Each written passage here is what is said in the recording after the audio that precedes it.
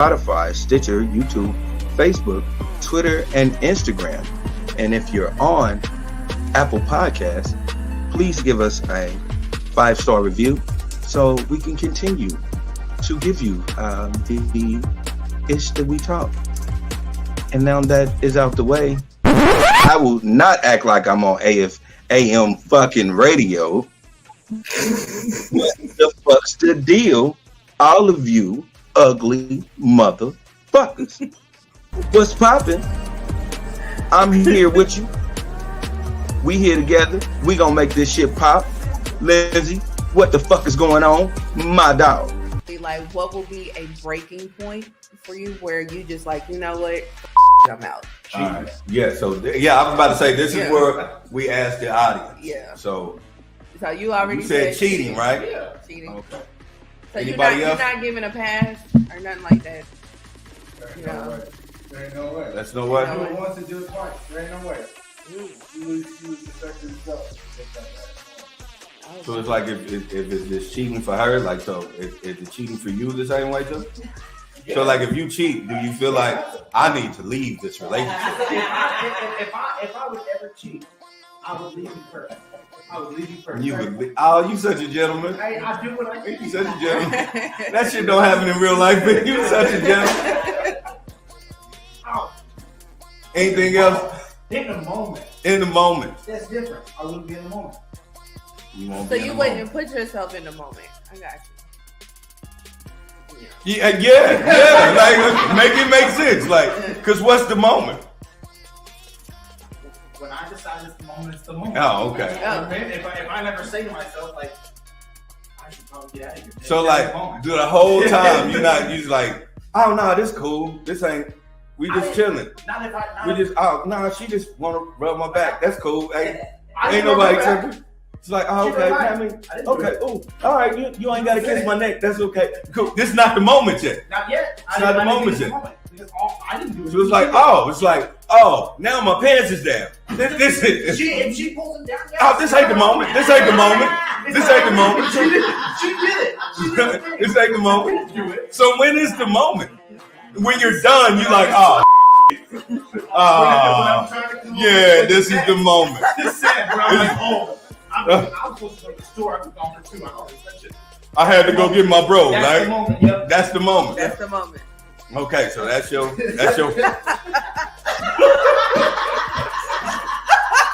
you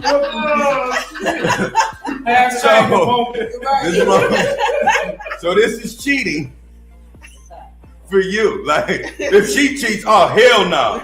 But like I just had to wait on the moment. Like no, that's ain't the moment. That wasn't the moment. No, she sucked my. I didn't ask for it. If I don't say the words, It's like no, I didn't know. You know when I feel something wrong, baby, I'm gonna just tell you the truth.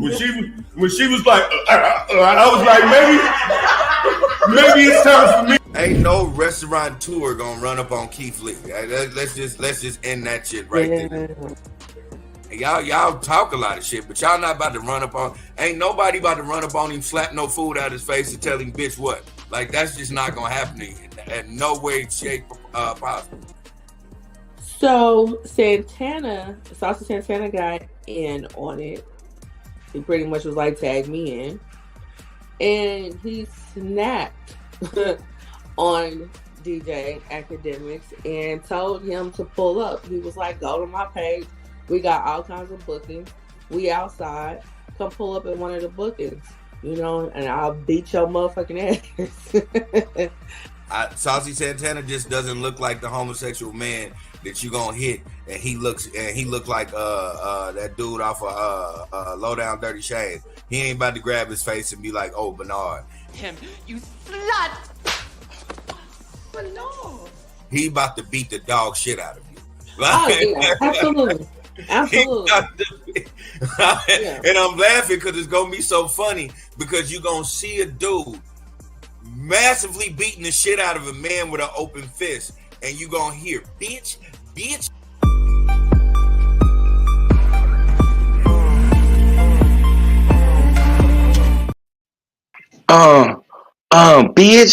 Bitch. Bitch, bitch,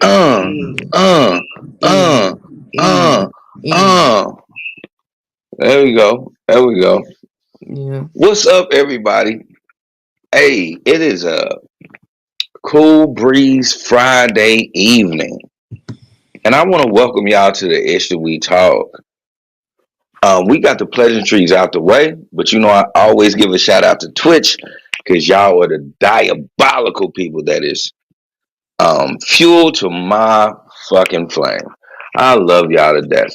I was supposed to wait a couple of minutes before I cuss, but it's something about talking about y'all that makes me just say, hey, I fucking love y'all.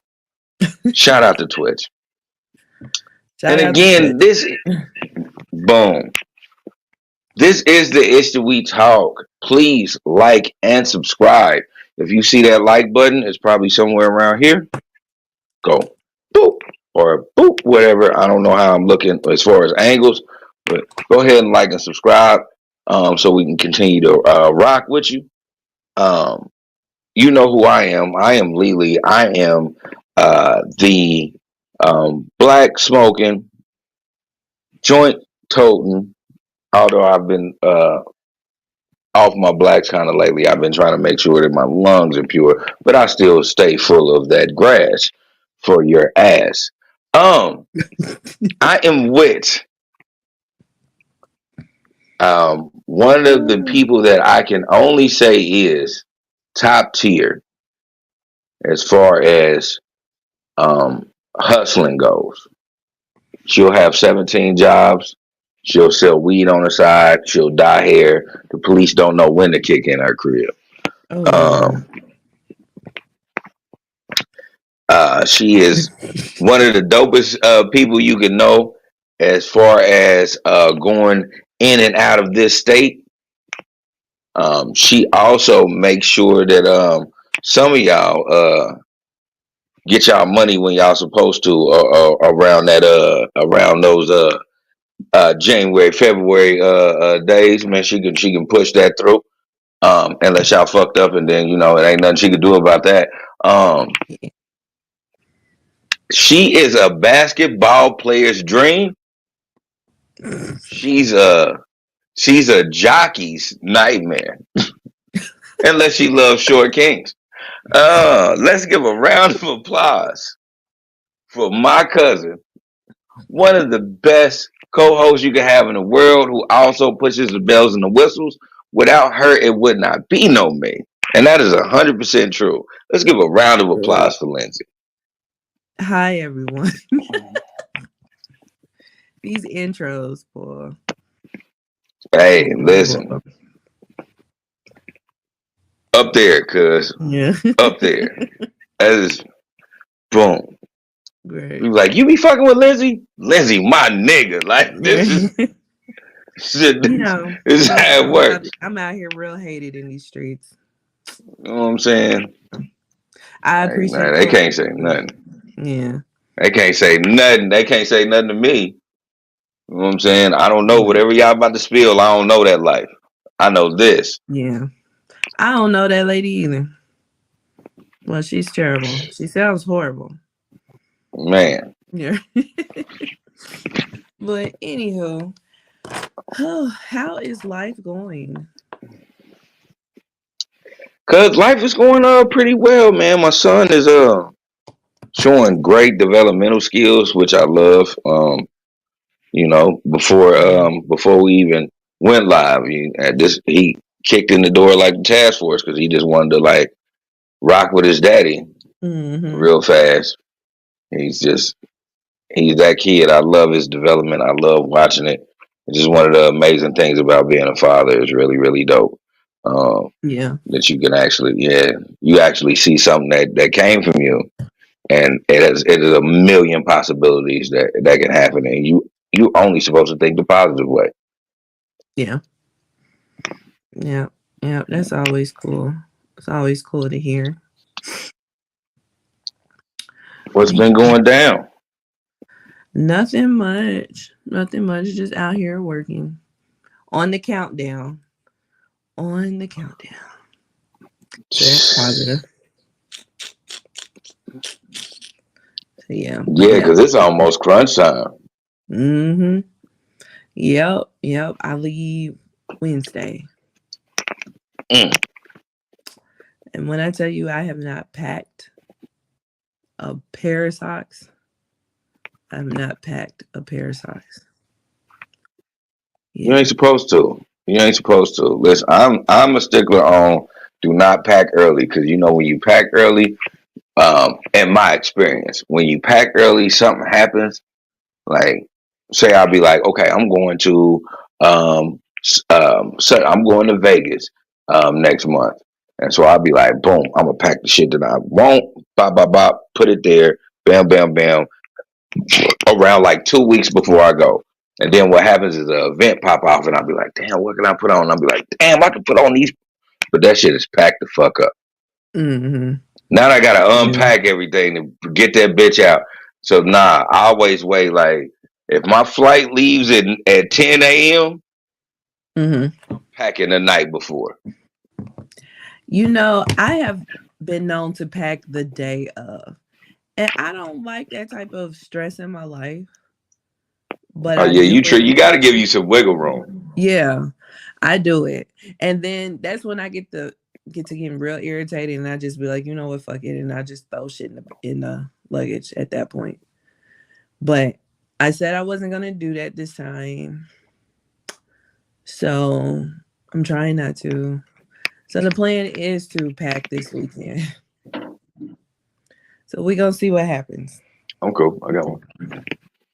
We're definitely gonna see what Yeah, happens. yeah. Just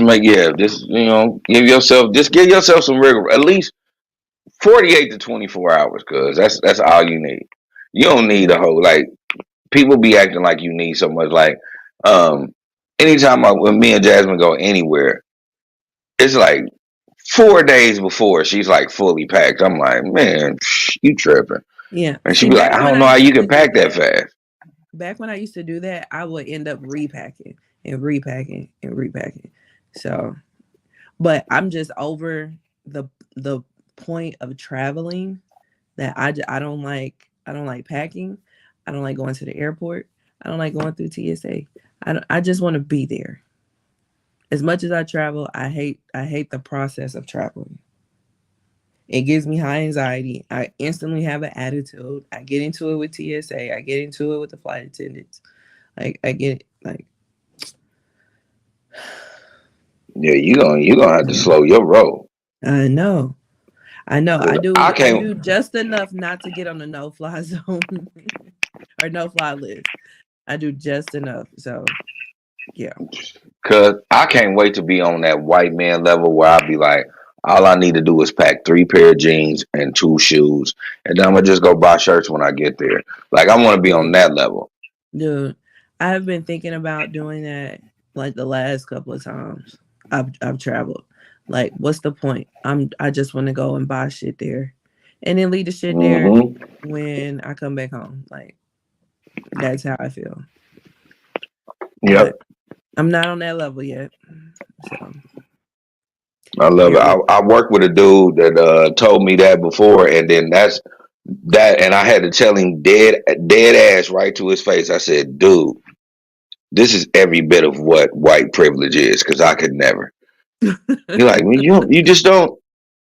He was like, hey, real shit, dude. Just like 4 pair of jeans. Like you're gonna be there for a month. You're gonna be there for like 3 weeks. Just carry like 4 pair of jeans, and then just buy shirts and drawers. And like when you get there, and I'm like, what? no, It's not at like all. he was like, yeah. He was like, you just wear your favorite comfortable jeans.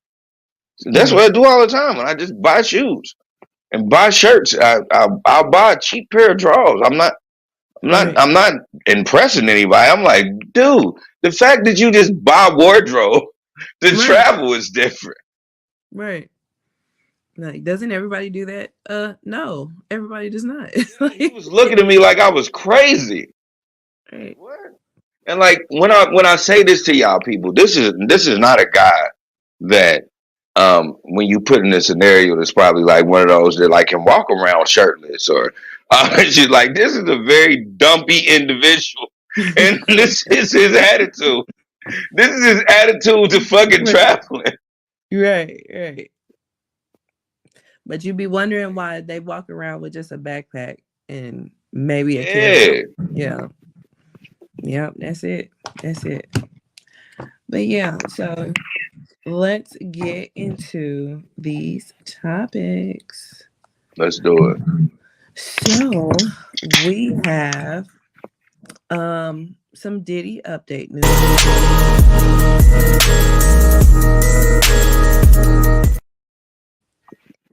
You know, we have the update just to do that intro. Like, yeah, so he ate 3 meals today.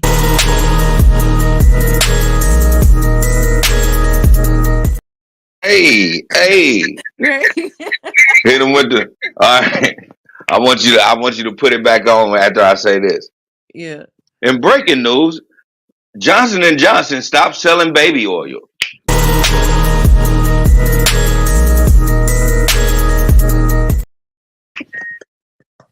That type of shit. This is the type of Diddy updates we want.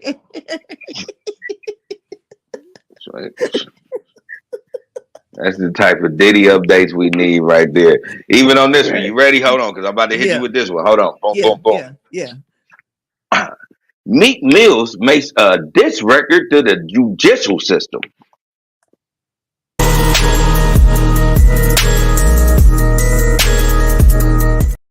Yeah. Right. It's anything involving Diddy. Right. French Montana doesn't know anything about ass banging.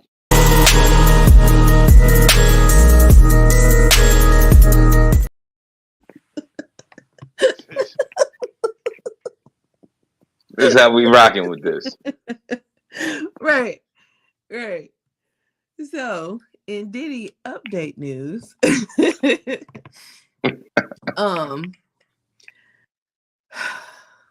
yeah, the kids is going through it, man. The kids is going through it.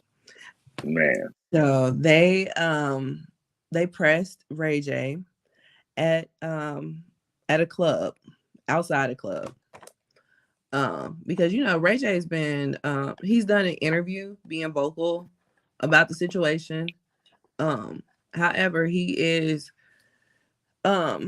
relatively close with the family, so they're not feeling his takes in the public. Like, it's one thing you can have your take, but to do it in public is something totally different.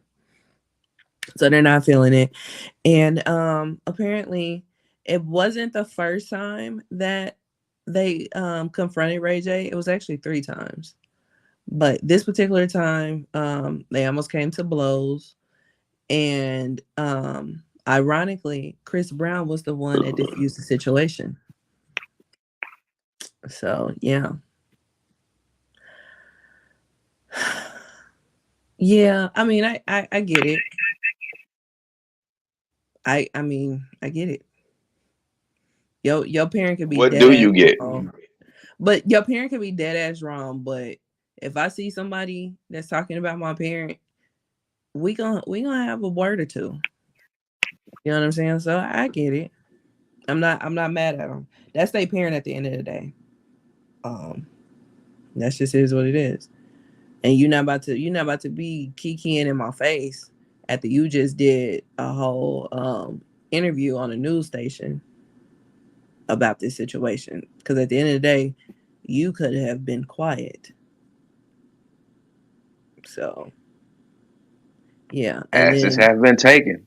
Yeah. And then on top of that, paparazzi be everywhere and shit. Like, they not about to get no pictures of me and you kikiing in the club like everything's hunky-dory when you didn't just did an interview about the situation my dad is in. Whether he wrong or not. No, we're not doing that. So I get it. You can't be mad at him. You can't be mad at him. What are your thoughts? I'm with you 100%. You can't be mad at him.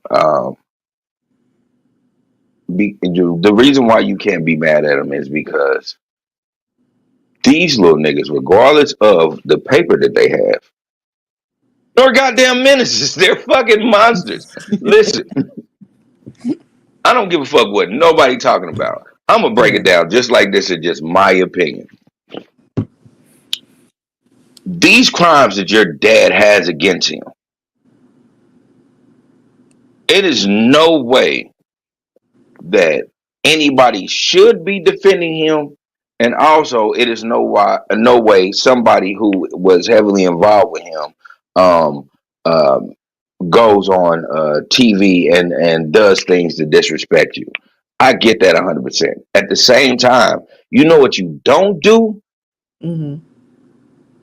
is act a fucking fool about it. Because when you act a fucking fool about it, two things let me know things. I am not a smart man by far. I ain't never went to college full term, none of that shit. I am the recipient of a Job Corps diploma and trade. So I can't tell you I am super intelligent about anything, but I do know certain people. Niggas that defend bullshit be on bullshit. Mm. Straight up, down, ain't no way possible. Because even if you are like, hey man, that's my daddy. Don't talk about my daddy. I understand that won't you won't. You just don't fuck with Ray J no more. Let's just keep it a bean. You just don't fuck with Ray J no more. Okay. You know, when That's he fair. tries to come around, you just be like, hey dude, like nah. That shit you was Mhm. doing, man, come on. We know what I'm saying? Nah, you just can't come around like that. Mm-hmm. I'm not gonna go crash out. They're doing dumbass shit. Like, why would you try to even crash out where? And I just want y'all to really understand this, interwebs. How are y'all crashing out where the light skinned cokehead saves the event? How in the fuck in the world that the nigga that does this all day, and I'm listen, if you're on YouTube, watch this. The nigga that does this, what the fuck? Hey man, y'all tripping. Like, what the how is that nigga controlling it? You niggas is crash outs. Wow. Oh Niggas wow. is real ass crash outs for that.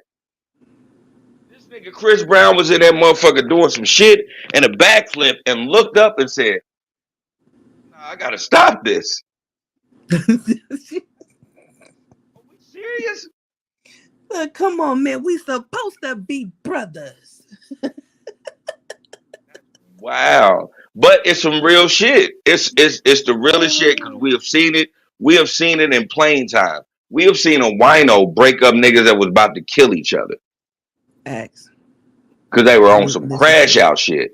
This is You true. little niggas is being on some crash out shit. And you know what baffles me the most?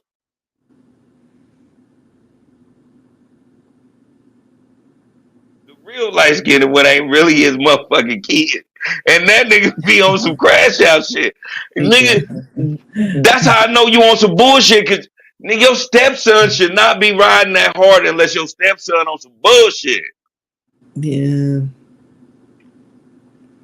Yeah. Oh Yeah. You do. man. You do. Little nigga be on, man, come on, dog. That nigga stepdaddy tried to kill his real daddy, and that nigga will fucking crash out for his stepdaddy. Hey man, all of them niggas on some bullshit. I don't get. Listen, I don't know these little dudes per se. Mm-hmm. I don't know if they can fight or do whatever. All that. I'm just gonna speak on 100% of what I know. When you start defending bullshit in public, it's because you own bullshit too. Mm. That's just what it is. Yeah. Because hey man, I have the right not to say nothing. Yeah. I've been in situations where my niggas been accused of this and this and this, and what I do is I don't say nothing. I'm not crashing out. I need to see what, you know what I'm saying, what happens for real. I need to see how this shit play out. And when it play Right. out the way it's played out, I'm gonna act accordingly to it. What I'm not gonna do is put a stake out in your chest, or I'm not gonna act like these motherfuckers over here for saying shit is vindicated. I am Yeah. totally out of this shit because I love you. Yeah. Right. Right. Yeah. Yeah. Niggas, where That I ain't but man, and come on, man. but they feel like they gotta defend his honor, you know. And The only niggas that do that is when a nigga be like, hey man, your homeboy snitching and they start fighting. And you know why they say fighting? Because all of them niggas telling to. Mm. Now I already knew this nigga. They knew this nigga was telling, but they ain't that he wasn't telling on them. Niggas do that. We live in a shiesty ass world. I done been in situations where a nigga flat out say he done told on a nigga, and a motherfucker look at me and be like, "Hey man, hey, did you tell on me?" And he be like, "Nah, I ain't said shit about you," and the nigga still rock with him. Yeah. Yeah. I That's guess why they I'm just gonna like, think you niggas, it ain't me. them niggas on some, all them niggas on some bullshit. Right. All them little niggas on some bullshit, and all them niggas is crash outs, and it's crazy because I've never seen a motherfucking rich crash out before.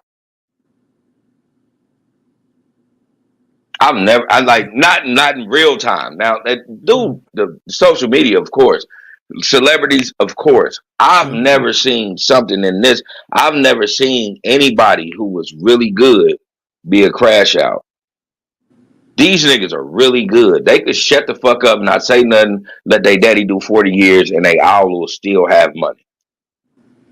I don't know, because they're saying that his they were saying it was happening before all this, but they're saying that his net worth is dwindling, which I can believe. Like, this is a huge case for him to have to fight, so I can Yeah, definitely believe that.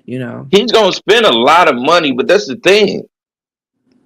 Puffy was damn near a billionaire. Puffy can spend $800 million to make sure that he's okay, and the family still has $200 million Yeah. if he plays his hand right. Right. Like, just know what I'm saying. Don't just be the nigga that just as having your family back. I just don't understand when you know your people is under this type of scrutiny. You just don't say nothing. You don't go out there and be like, I don't condone this or wah wah wah wah. You just don't say nothing, but you have they back. You talk to them. You let them know, hey, and unless you did some crazy shit like touch a kid, then I'm not even talking to you until I hear real evidence. Yeah. You know what I'm saying? Yeah. Like that's a bit much, and they've been saying that about him on that point too. So Exactly. So that's why you stay the fuck up out of that shit. right. Little niggas is that's how you know they stupid crash outs. Cause they Yeah. daddy should have even told them better. Yeah. Right. Hey, daddy should have told him, just stay away from this shit. Try to don't even show up. But he's so much of a narcissist. He probably is saying, "I want all my family here."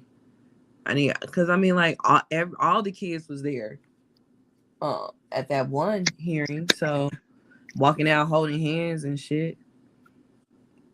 So I could be there. I still just ain't gonna say nothing. yeah. You're not gonna hear an interview without me. What I'm not gonna do is get my other two brothers and try to crash out on a nigga that makes scooty bikes. Nigga, are you crazy? I am one of the heirs to Bad Boy Entertainment. You think I give a fuck about scooty bikes? Yeah. Scooty Bites by Raytronics. So Tohi is watching. Hey Tohi, she says he may be a billionaire, but have much liquid money. But how much liquid money does he have? It's more to it than that. And hey y'all, by the way, sorry I'm late. What's up, Lindsay and Lee? Hey, what's going on? So yeah, What up, fam? yeah, it is more to it than that. Yes, I do definitely agree.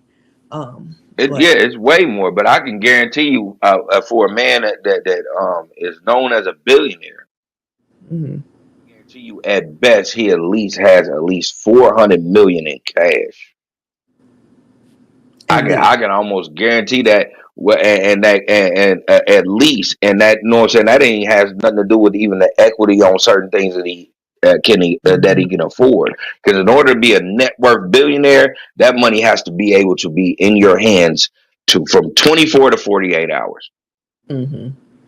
Yeah, but they also look at your potential, like the money that you have coming in on a consistent basis, and because he had to liquidate some of the asset, that did affect his net worth too. So Oh yeah, that took a big chunk, but they still yeah. ain't broke. Understand? Like No, that's no, what no. that's what I That's was what he trying to. said. Yeah, Yeah, that's what yeah, he he said. still ain't broke. Like you got to understand, it's one thing to be a gross millionaire. Like this is what you gross, and then it's another thing to be a net worth billionaire.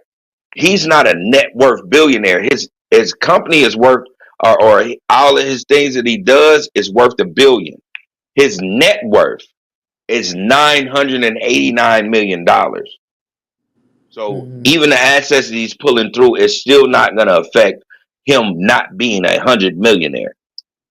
Yeah, yeah. That he will probably continue to be even after all this is over. So he says, that's all in assets. I bet he don't have that much liquid money. Plus, with the trial, ain't no telling what he has access to.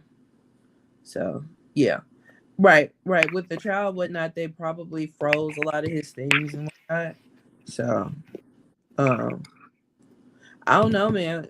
I mean, we're definitely watching it go down because he pretty much hired a dream team. So we gonna see what happens with the dream team, I guess. Um, but yeah, that along with Kalina. Kalina is known from Diddy Dirty Money and also from Love and Hip Hop at ATL Atlanta. So she did an interview this past week and she had a few things to say in the interview. So Lily, you watched it. So I did. what are the highlights that you saw? A couple of highlights that I saw is very, very hard highlights. One is um, this young lady has had a hard life. Mm-hmm. She is a product of statutory rape. She is a product of um, her uncles being known in the area that she's from as fucking Chester the molesters and rapists.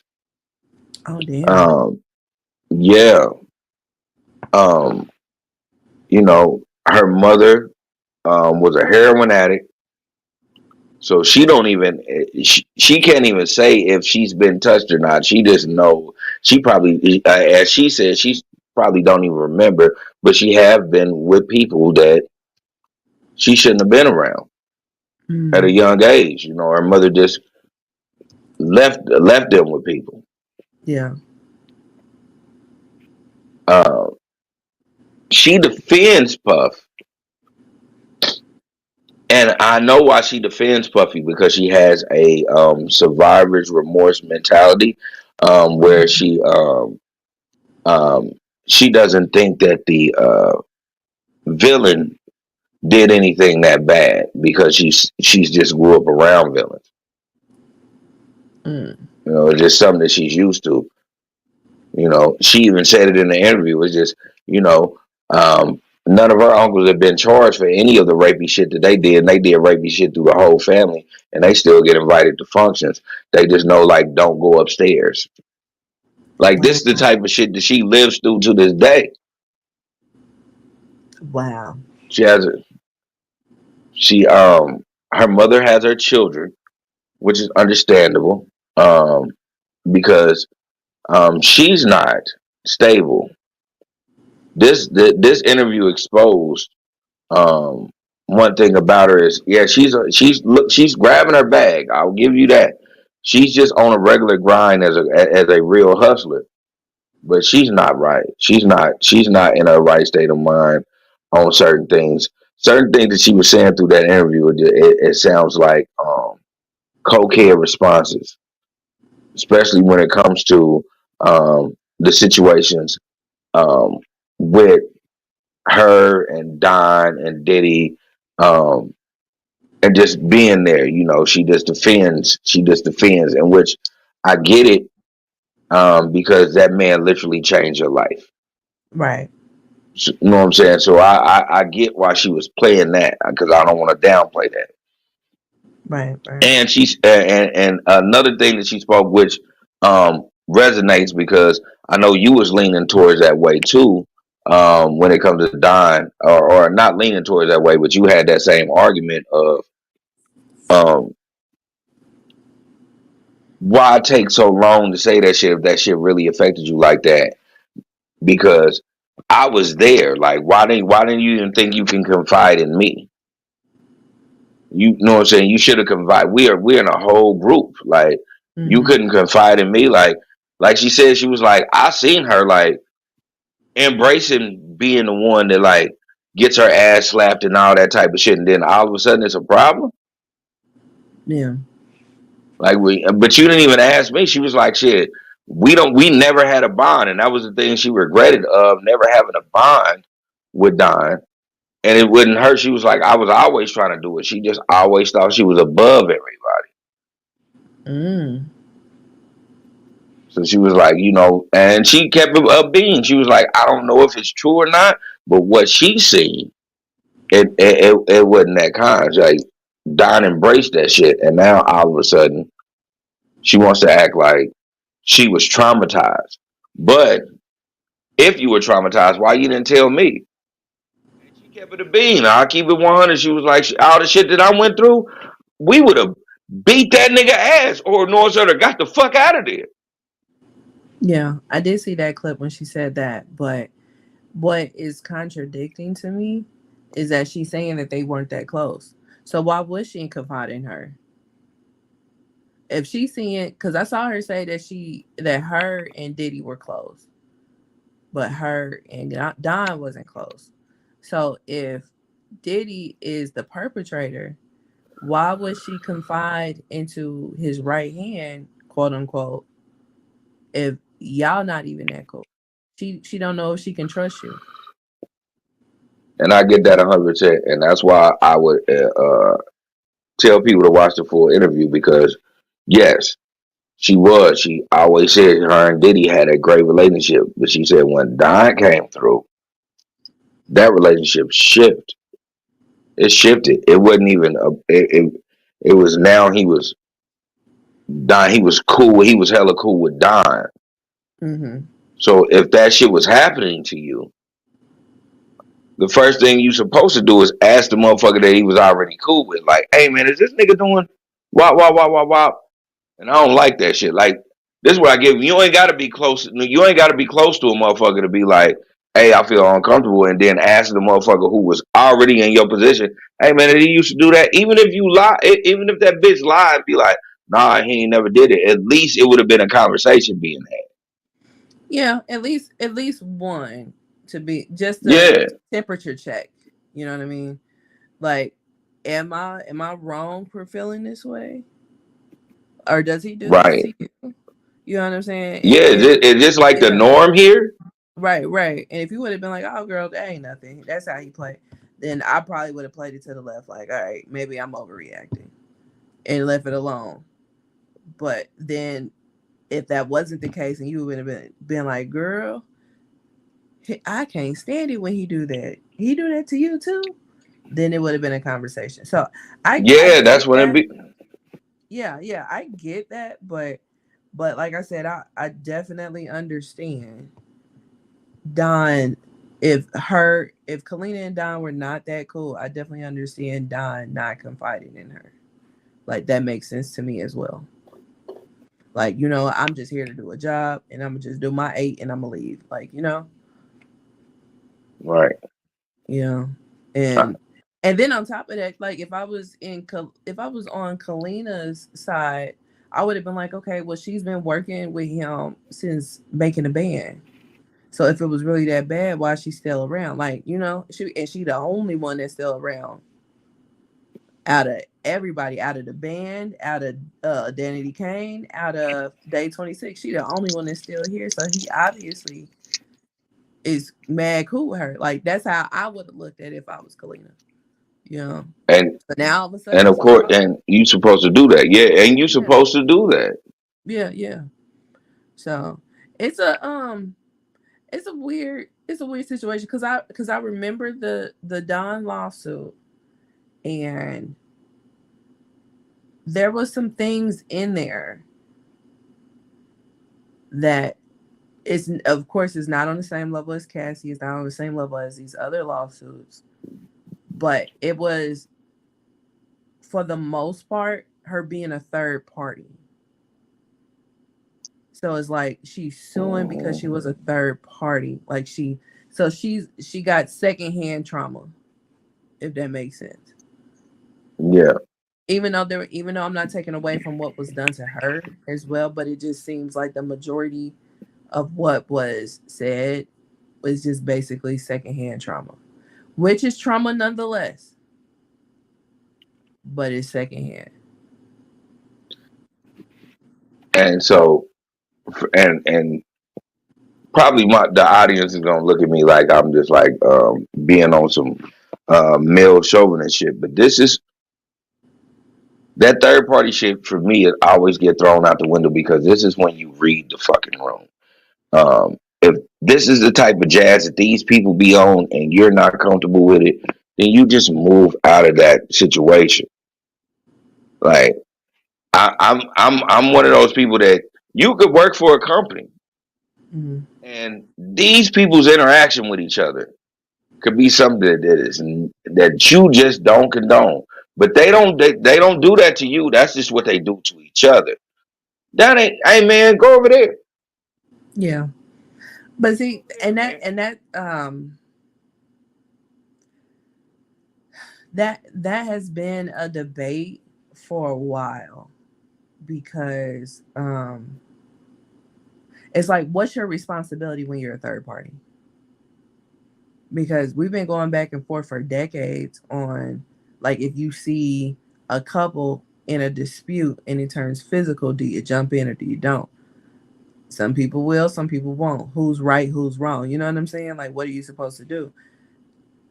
And but then, like I said, she got stuff in the lawsuit that happened to her directly. But I guess Directly, kind of I'm like, not gonna. Yeah, I can't say nothing on. yeah. Like, I'm not debating the stuff that happened to her directly, but the stuff that was happening as her being a third party is like, you kind of like, you can sue for anything. It doesn't mean that you're necessarily gonna win, but I guess it was, if she does win on some of those charges where she was a third party, that's gonna set a precedent. So it's It. like what like what kind of It's outcome gonna could set you us get for back. something like that? It's gonna set people back because this is the thing. Because I get um, the whole concept of what's your role. Mm-hmm. Um, just happen to be in the field that I'm in. I am a mandated reporter. I have to report things that I think is neglect, abuse, or misappropriation of funds. I have Mm-hmm. to report this if I see this. Right. At the same time, I say that I say this: if you are in a situation where it's laughing, joking, and these people are, this is what they're used to. Mm-hmm. This is their thing. This ain't my thing. This is their thing. And no one has come to you like they're afraid or scared or anything. Mm-hmm. How is that even? Just get the fuck out of the way. That ain't got nothing to do with you at this point. Now, flip that. If Mm-hmm. you've seen that and you've seen that person look uncomfortable, Yeah. yeah, that's when you say something. That's when you say something. You can't be a third party of abuse if both of these people was like, "What the fuck are you talking about? We didn't even know you was there." Yeah. Yeah. So But then in the same breath, it's like, if the person being abused is not gonna do nothing, then why would you do something? how do you know what abuse is to her or him? If they don't look like that, if they don't look like they're being abused, or they don't have those subtle reactions or those telltale signs, Mm-hmm. what is your discernment on saying, "Oh no, I think that's abuse"? Because You're digging up the wrong tree. And I'm in a field where I swear to God, 70% of that mandated reporting shit always be false. Yeah. Cause the nigga just assumes some shit. Yeah. Right. But in your field, you can't take that risk. You got to Yeah, report. exactly. You gotta Yeah. go there. Yeah. So because I know that, I know in real time outside of here, man, come on. Sometimes it just be these old weird nigga. I don't like the way they do it. Just walk out the fucking room. Mm-hmm. People, unless that man or that woman look at you and be like, like give you that sign, or y'all have those conversations. Like you gotta know how to, you know what I'm saying, work a team where you have these conversations where, because they can look like they cool right here. Yeah. But then they have to have that conversation in the locker room, like, nah, that make me feel uncomfortable for you to be that mandated reporter at that point. But Yeah. unless you do that, you can't just be like, I experience abuse third party style. If they Yeah. was cool with it, that ain't no abuse, nigga. That's you being in people's business. Right. Right. And that's why I say that kind of draw it's kind of a fine line when you get to talking about that. But it doesn't mean that you're not traumatized from it, you know? And you should have walked your traumatized ass away. You gotta know how to read the room. That's Yeah. one thing. That's just me in my opinion, because I feel like, hey, if I walk into some shit and and this conversation just I think for me, if I jump into this conversation, it's gonna like violate HR. I'm gonna just walk the fuck out. I ain't got nothing to do with that because that ain't me. Mm-hmm. Whatever they cool, how they talk to each other is how they talk to each other. As long as this shit ain't hit the fan where like motherfuckers is asking you to make statements, you are 100% fine. Yeah. Yeah. Let them people talk how they want to talk to each other. And see, but that's the thing. It's funny that we're talking about this because that is kind of what's starting to brew at my job, at my night job. Because you can report third party if you're offended. You cannot have shit to do with nothing that's going on in the conversation. But if you overhear the conversation and you're offended, you can report it. And that person get in trouble as if you were talking to them. Yeah. It's happened a few times. And there's a situation that's right now that is going on, that the person that's being reported on was actually talking to me. And I didn't have no problem with it, but other people had problems with it. So it's I don't like, get it. yeah, but down there, you can do that. If you have a problem with what somebody is saying, whether they said it directly or indirectly, you can report it. You can do that shit in my job too. I just went through that shit last year. I was talking to an individual. The individual cracked a joke. I thought it was funny as a motherfucker. I'm talking about me and this individual laughed it up. Boom, boom, boom. Had banter. I said another joke. And next thing I know, we come in Monday. This individual has to make a statement, all this old extra shit because someone said they were being racist. Mm. And I was like, well, and the funny part about it is, I'm like, how can this individual be racist when this individual is half black? And this individual ain't half black like from Britain, half black, where, you know, you might have a stance there. This is 27th Street half black. Like, me and this motherfucker is having a conversation. What are y'all talking about? Mm-hmm. Like, I'm like, what? I'm talking about I had to write statements. I had to sit and have a conference. And they was asking me, was I okay? I'm like, are you serious? Like, I think what I said to him was way more despicable. Like, like what But are we doing? we live in a day and age now that they are overcorrecting and they're hypersensitive in regards to that. So it makes sense. It makes sense that that's what occurred. But Yeah. Um. Yeah, we just got to the point where we just like, hey man, just make sure the door is shut because Right. that's some bullshit. Right. Right. That's what you got to do. But yeah. But yeah, it's just I don't know. I mean, I don't. I guess we gonna see how her lawsuit unfolds. But that one just those particular instances, it's like that would definitely set a precedent if um he's found liable for the third party shit. Yeah, You know? So I don't know. We shall see. it's wild. And I'm not defending Diddy for people that said that are gonna be that kind. Like you be talking this shit, calling Diddy a monster. Now you defending. I'm not defending Diddy. What I'm saying is that third party shit is sketchy. that third party shit is Right? definitely scary.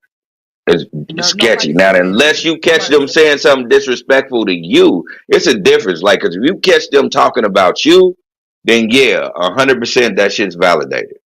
hmm But if you just catch them in conversation, you need to walk away from that conversation. Yeah, yeah, yeah. Because I mean, especially if they not doing nothing about it, and it just I don't know. I'm gonna leave it where it's at. Cause That's all you got to do. that's all you got to 'Cause do. that's what I did. I said, man, hey man, it is, hey man, whatever. Protect your neck, nigga. That's all Yeah. I'm saying. That's the only thing Right, I can right, say. right, right, right. So, and I saw the clip when Kalina was talking about how um they asked her how did she feel about being named so many times in her lawsuit, and she was like she was pissed. I would be like, I'm not mad at her for that. I would be pissed too, because I'm like, well, wait a minute, how did I get involved? I'm trying to stay out the way, you know? Yeah, it's that Ali and the Saint Lunatic shit. Don't put me in shit that you upset for. Yeah, that's Get why. me out of that shit. I ain't got shit to Yeah, do with that. right, That's your bag. right. That man can call me whenever he want to because I didn't experience what you experienced. Mm-hmm. Now I ain't saying he ain't wrong. Like she kept saying that. Like if he did that shit, he did that shit. I Yeah, just wasn't a part of it, and so right, I respect that more out of that because that's just 100. Like right. I just wasn't a part of it. Mm-hmm. Yeah, yeah. But yeah, no, I totally get her being pissed about that. Um, but And uh, I'm sorry. I was about to say, and at the same time, uh, don't do no interview about it. Don't say shit. Listen, y'all. Dude, this is what I'm telling y'all as the interwebs that are listening to us. If you ever in a situation where your peoples are in some shit, what you don't do is go talking about it. Cause 9 times out of listen, they already tell you when you get locked up in any situation from regular local to the feds, whatever you say will be held against you. Includes people that you give a fuck. When they start saying shit, they start building cases over that shit. That's how they don't do their job no more. They let everybody else do it. mhm. Let people get on interviews and say some shit they ain't supposed to say, or try to defend some shit that they ain't supposed to defend. Don't say nothing. Just ride with the nigga. Like if you ride with Diddy, that's you. That's on you. I can't tell you can or you can't do it. Mhm. But just don't. You don't have to say anything at all. You don't. You don't have to. You don't like. Yeah. This is. I just be wondering, and then I'm gonna get. I'm going into my deep dive and not even deep dive, but just real situations of, hey man, you got these billionaires and these white privileged power structures. The reason why they remain who they remain is because the people that have their back don't do that. They don't be out there like that. They don't They don't crash and burn that individual like that. Where I gotta say, I gotta be in an interview, and I gotta do this, and I gotta do that. Why. Nah, they fall in the back burner. They pay for lawyers. They make sure they good in prison, and then they make sure that they safeguard themselves in the long run. Mm-hmm. Right? I ain't telling you to be like this power structure, but I'm saying this how they move. Yeah.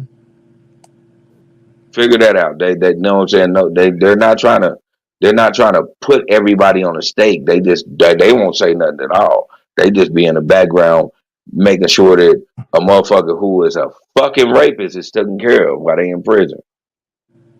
Yeah. If you decide to do that fucking shit, you decide to do that shit, but do that shit quietly. Stop openly defending shit that we know is wrong. That's why they look at us and they laugh. Right. On that note, that was your Diddy update.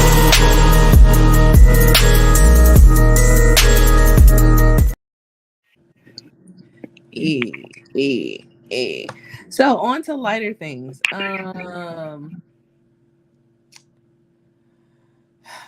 Jesus. All right. So D Wade statue unveiling was this week, and yeah, that shit was trash. But he had a good time, so I gotta say that. Right. In case you haven't seen it, more specifically his face, there it is. That is Dwayne Wade's face on the statue. I don't know who this is, but it ain't D Wade. You know who that is? I'm gonna tell you exactly who that is. Larry Fishburne. No, that's everybody's dope uncle, crackhead uncle that's saying, "Hey nephew," from a block away. Yeah. Nephew, hey, give me a ride to the store. Yeah. That's exactly who that is. Right. Yeah. When I tell you the memes that were generated from this, Lord have mercy. They went in. As they should. So bad. As they should. Yeah. One person, this shit was hilarious. They put the picture up and they said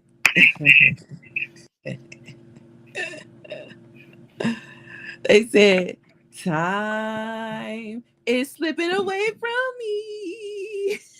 Oh gosh. Then somebody put the face on. Okay, so you know that video of Casey and JoJo when they were in the radio station singing that song. Mm-hmm. They put this face on Casey's body and played that video. I love the interwebs for that. Oh my God, it was hilarious. So yeah, they've been going in. They have definitely been going in. But yeah, The fact how they disrespect him in this statue, it's just crazy. Like, you see it? Okay, so And then look.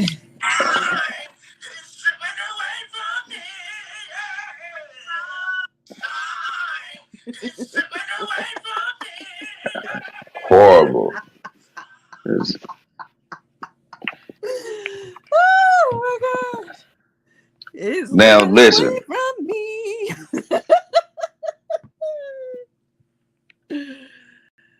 Oh yeah. Cuzzo.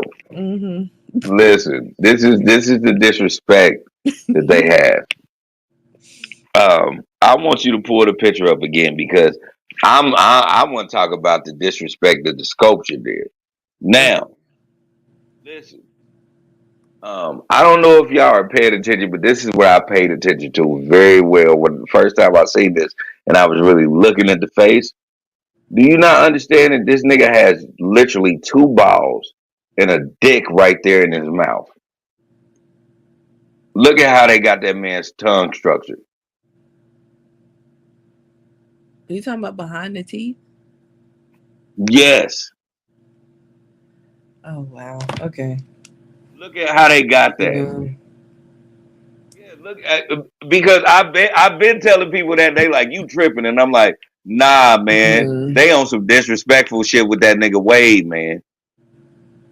But this is the thing, because I saw this on one of the tweets too.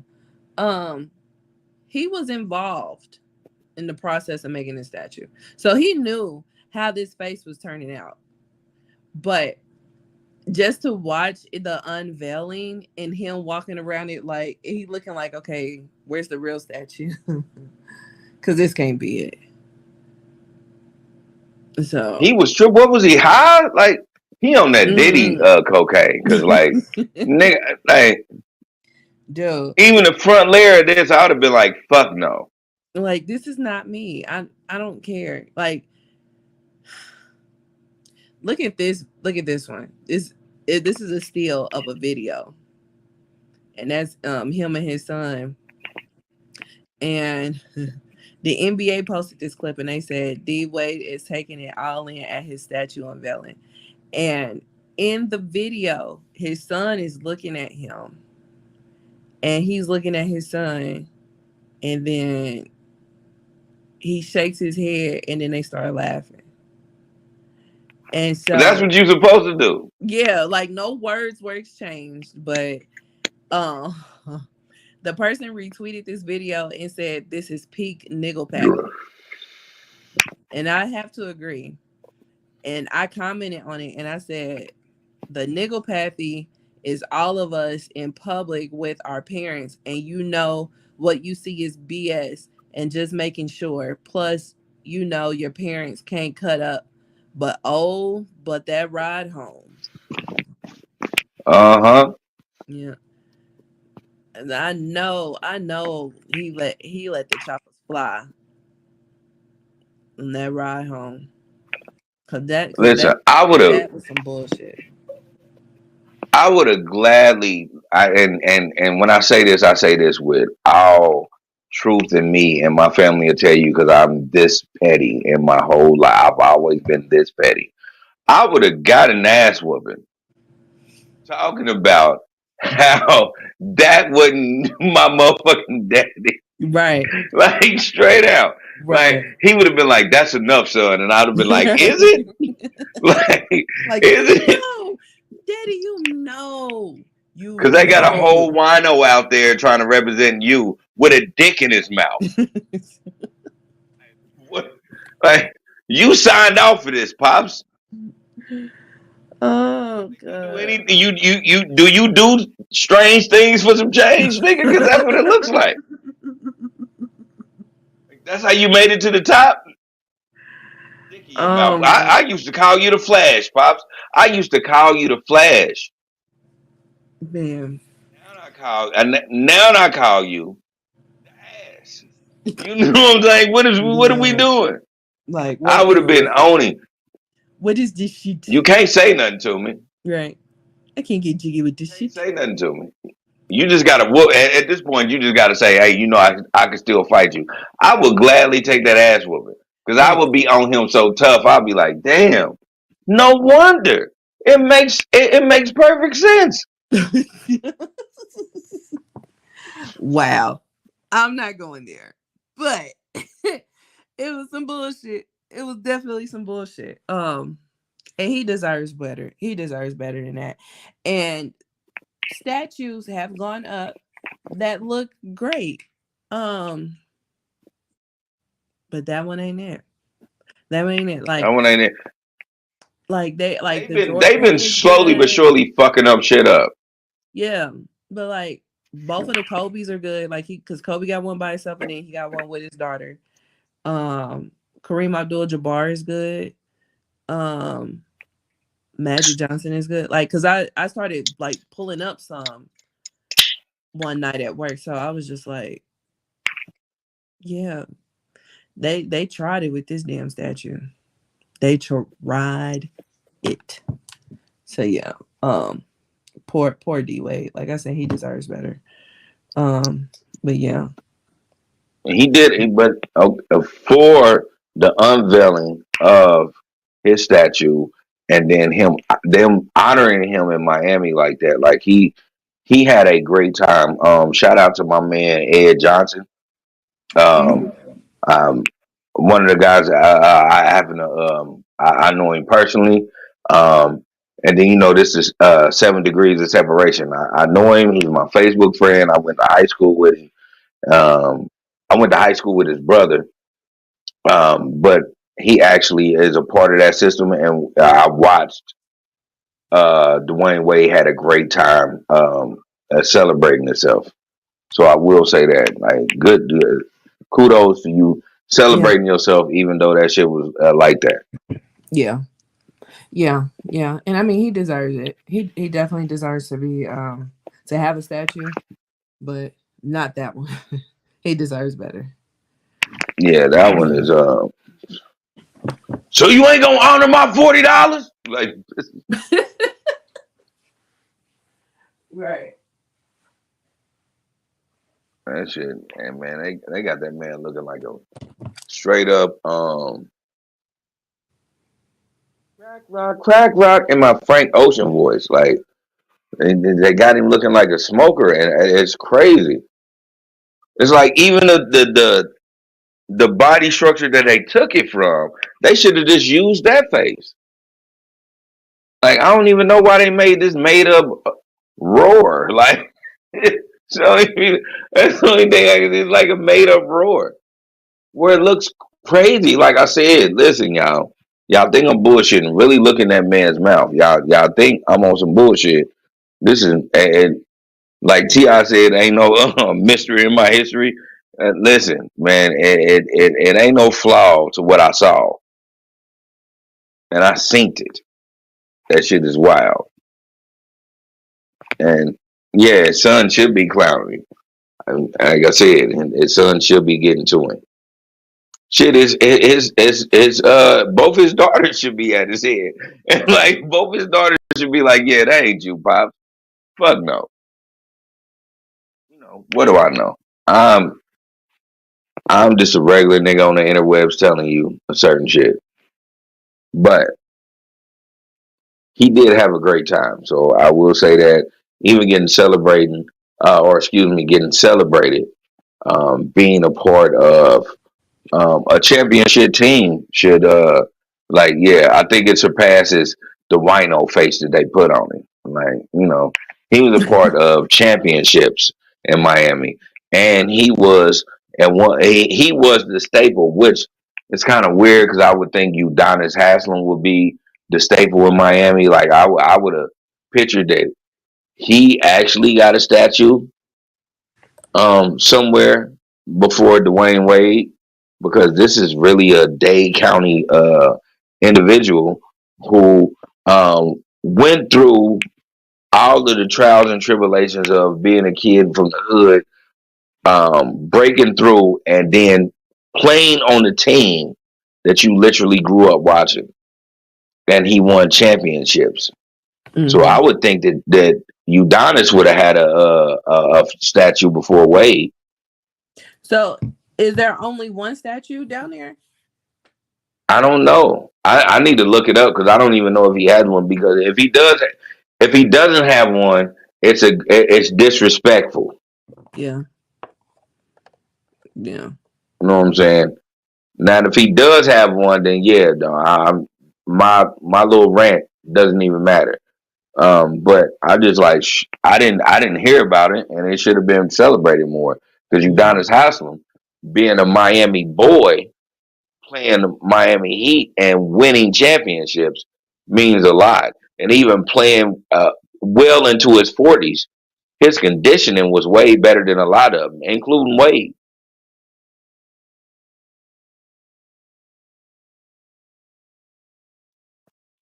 But again, Yeah. what do I know? Yeah.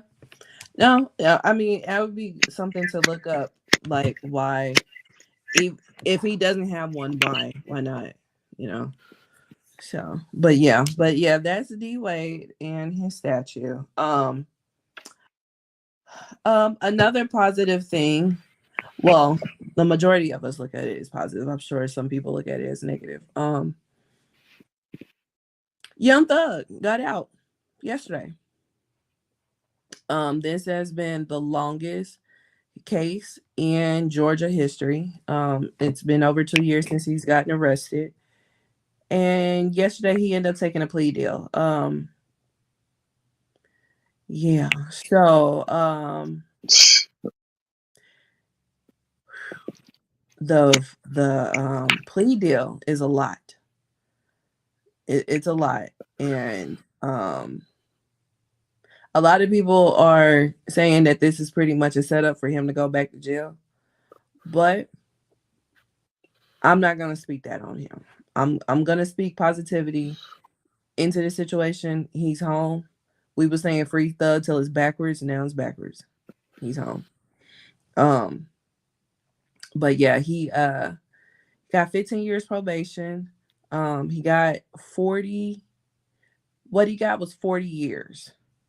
But all the charges that he pled guilty to, they had their own time that was running consecutively, so it totaled up to 40 years. But he ended up getting time served, and then he got 15 years probation. And then with the probation, if he violates, then I believe he has to go back and do either 20 or 25 years, something like that. He got to do 20. 20. Okay. So the stipulations with the probation is that he can't be in Metro Atlanta. Well, I've heard both. I've heard he can't be in the city limits, and then I heard he can't be in the Metro. The city limits and the Metro are two different things. So he can be in the city limits or the Metro for 72 hours. Yeah, and the only way, he only can do that for his rap career or for a charity concert. Yeah, or if there's like a family event, like a wedding or something like that. A wedding or a funeral. Yeah, he can attend those too. But yeah, he can't just be at Magic City or nothing like that. Yeah. He has to do 100 hours of community service a year. He has to do 4 charitable events a year. And I believe that this is for the first 10 years. He can't promote. It's half of it. Hold on. It's half of it. So it's half of his probation. So it's 7.5. They say 10, but he just has to do 7.5. Okay. Yeah, he can't promote gang activity in his music. What else? I feel like I'm missing something because it was a lot. He can't be affiliated with anybody who is of the gang culture unless it's his brother or a gunner. Yeah, or his co-defendants. He can't. Yeah, or any of his co-defendants. Yeah, he can't work at unless it's a situation where it has a lot to do with his career. That's one thing that's beneficial, was they made sure that his career was separated from him as a person. If it has anything to do with his career, as far as a song or anything, as long as he's not talking gang affiliated things, he's okay. Mm-hmm. Because they did say you can't do anything with your co-defendants, or anybody that you know that is affiliated with gang ties, unless it's to boost your career or maintain your career. So that just means like, hey, I don't know this nigga's a blood. He never said he was a blood. We're just doing a song together. Right. Or going to And I'm not talking a blood shit. award show or something. Like, Yeah. there's gonna be a lot of bullshit that you don't know about that's gonna go on at awards or people are affiliated with whatever. But he's covered in that aspect. He's covered. Like I'm shout out to Young Thug's lawyer because His lawyer's the good. Yeah, hey, listen, he got to the point where Gunner can't have. I mean, excuse me, Young Thugs can't have any type of guns around him because he's gonna be a convicted felon. He can't have anything in arm's reach, but he can have security, and that security can be private. Mm-hmm. Like that's. I don't think people be realizing that. That means I could start a security business and still bring my niggas on. Because I don't know. I could say I don't know my niggas was gang affiliated. He never told me he was gang affiliated. Boom, and I can still provide. I can still keep providing bags. There's lawyer code for that. And a lot of people are looking at that 15 years and saying that's too much. That 15 years is gonna be way cushioned for Young Thug. Just for his affiliations and people that he fuck with. Yeah, I definitely hope so. I really hope that they take that very seriously. That y'all need to protect this back. You know what I'm saying? Like that he got a second chance. He really did, because that shit was not looking good. Like you can tell it was completely evident that they were out to get him. Yeah. I mean, it gets to the point where if Young Thug would have been able to because he got enough money to do this. But this is, the fortitude about an individual. Shout out to him for having the fortitude for being in there for 2.5 years. At one point, after that, he just said, man, I want to go home. Because they didn't have anything that was pinpointing him to anything. If he could have held out for at least 2 more years, they would have had to let him go. It just gets to a point where this is just too much. It's too much. And I don't want to keep doing this, man. Let's just go ahead and do what I can, because y'all know y'all fucked up, because y'all can't put me in jail. But I'm gonna just get a plea deal, because man, I just want to go to fuck home, man. I miss my kids. I know what I'm saying. I miss my mama. Like it's so much stuff going on. Like it ain't even about me being a young thug that y'all think I am. It's literally me about I literally just want to wake up and not have to worry about a motherfucker like telling me it's roll call where I gotta say this stupid ass number that's on my shit every day. Man, I'm just ready to go home, man. Yeah. What I gotta do? Okay, I'm guilty. Whatever. Dude, send me the fuck home, because y'all know y'all fucked up in the first place. That's why they even gave them that. That's why they did They think they think the people that don't have people that been in and out of the feds, y'all don't think plea deals. Y'all think plea deals is crazy because y'all. First of all, y'all get weird information. Y'all get information from niggas who was in jail that was snitching, and they tell you niggas that take plea deals are snitches. No, yo bitch ass is a snitch. Niggas that take plea deals really be on some. Hey man, I be tired of. I'm tired of fighting this, or I don't got enough money to fight this. Yeah. Young Thug's on the level where I don't have enough money to keep fighting this. So what I do is I'm gonna plead out where it's the best play for me. That's why excuse me. That's why lawyers are so dope. Because lawyers make sure that plea deal is the best that they can do for you. If you get a good lawyer. Right. Young Thug got a good lawyer. Yeah, damn good lawyer. Only being in there for 2 years, 2.5 years, facing 40 and turning that into time served, it's a boss nigga move. And having 15 years of probation and I just can't be in Atlanta, I don't give a fuck. Atlanta's the reason why I'm fucked up in this predicament anyway. Yeah. I can have a great time at Virginia Beach or whatever the fuck y'all want me to go. Yeah. I can still be a rapper and still do my thing. And listen, I ain't snitched on nobody. I ain't did none of that. So I don't even have to be affiliated, because you can't snitch on yourself. Right. I'm not a snitch. I didn't tell on nobody. I said this is what I did, nigga. I did this shit so I can get the fuck out of jail. So whatever. Yeah. I didn't tell on nobody. Them niggas is going to prison because they try to tell on me. Yeah. Yeah. And that's Like, it. I'm That's the good. thing. That's the thing. Like he sat there and he was like, I'm taking this shit to trial. I don't give a fuck. Like, but they was wanting him. At the end of the day, they was wanting him. So they was trying to turn everybody That's else. it. Yeah. And that case was so bad. You know what I'm saying? That all kinds of shit was going on in that case. And the judge knew it. Like the judge that ended up doing the ending, she was over it.